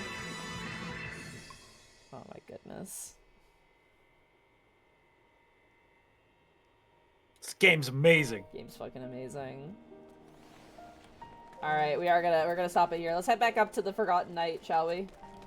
You got it, boss. Oh my god. This is a good stream. We did some yapping, we played the game, you know, got halfway through, which is pretty good. So next stream will be the other half. I got a convention tomorrow, so that's gonna be fun. Ooh. Oh, thank you guys so much for coming to the stream. This was a lot of fun. I'm excited for the other half of this. Oh man. That clothesline cutscene though kills me, dude. It's so funny. Oh my god. Man. Thanks for joining me, you two. Sorry if I was I've been very gabby this week, so. Stop being apologetic for being gabby. You're a streamer. It's your job to yap. Fair enough, but still. Gosh. Oh, this is fun. This is a lot of fun. Sorry for the deep talk too, chat. I mean, it's just it felt like a necessary little conversation that we had, and it was nice talking about stuff. And yes, I will add the cabinet to the throne. I just have to make sure that it actually will fit before we commit, obviously. But yeah, no. Oh man. This is fun. I'm so excited. We're almost, we have Hildebrand, and then we have, the Alliance raid next, after Hildebrand. And then after that, we're going to be doing something else, bit of a surprise, potentially. So we'll be doing that. I'm just going to probably talk to Arkolf about when I should do stuff like that. Chat, it's a Glizzy mukbang stream. Shut up! Don't spoil my fucking events, dude, bro. The people have a right to know. Yeah, hype for the Glizzy Gladiator. Yeah. I will... hot dog gobbler. Arkolf says I'm not much of a glizzy guzzler. Jesus. I'm excited. I would like to at some point this week do another solo D&D adventure. If anything gets canceled, I'll try and set that up. But yeah, no. Monday should be. Sunday's my day off. I might do a pickup stream. I'll see, because tomorrow I'm taking basically tomorrow as the con day. But Sunday, Monday might do something. Monday will definitely be Cold Rock. Tuesday will be Vecna and Keys from the Golden Vault. Obviously Wednesday is Unexpectables, which is very exciting. But yeah, no, excited to get back into it. Sorry again for my absence for the past week. I wasn't feeling very good, and I'm glad to be back to it because oh my god. Yep. I really... Also to explain to Arkolf, yes, glizzies are hot dogs. Yeah, glizzies are hot dogs. Oh my goodness. Glizzy is just a really funny word, and I like saying it. It really is. All right. Who do we want to raid? Who's on right now? Let's see. We got let's Zito. see. Zito's doing art. Hold on, We let's got see if he's. Zito. Is he ending his stream? Good. No, he is. He is. Oh, he's streaming with like a bunch of people I know. We're gonna raid Zito. Let's do it. What should our raid message be? Clothesline. It should be clothesline. I'm sorry. All caps. Clothesline. Get clothesline, idiot. Yeah, that will be a raid message. Once I see clothesline in capital letters in chat, we will raid. All right, There it is. There it is. Goodness gracious. All right, take care, everybody. Have a good night. See you next week for more investigations with Hildebrand. I love you. Bye-bye. Goodbye. Raid You 64. freaks.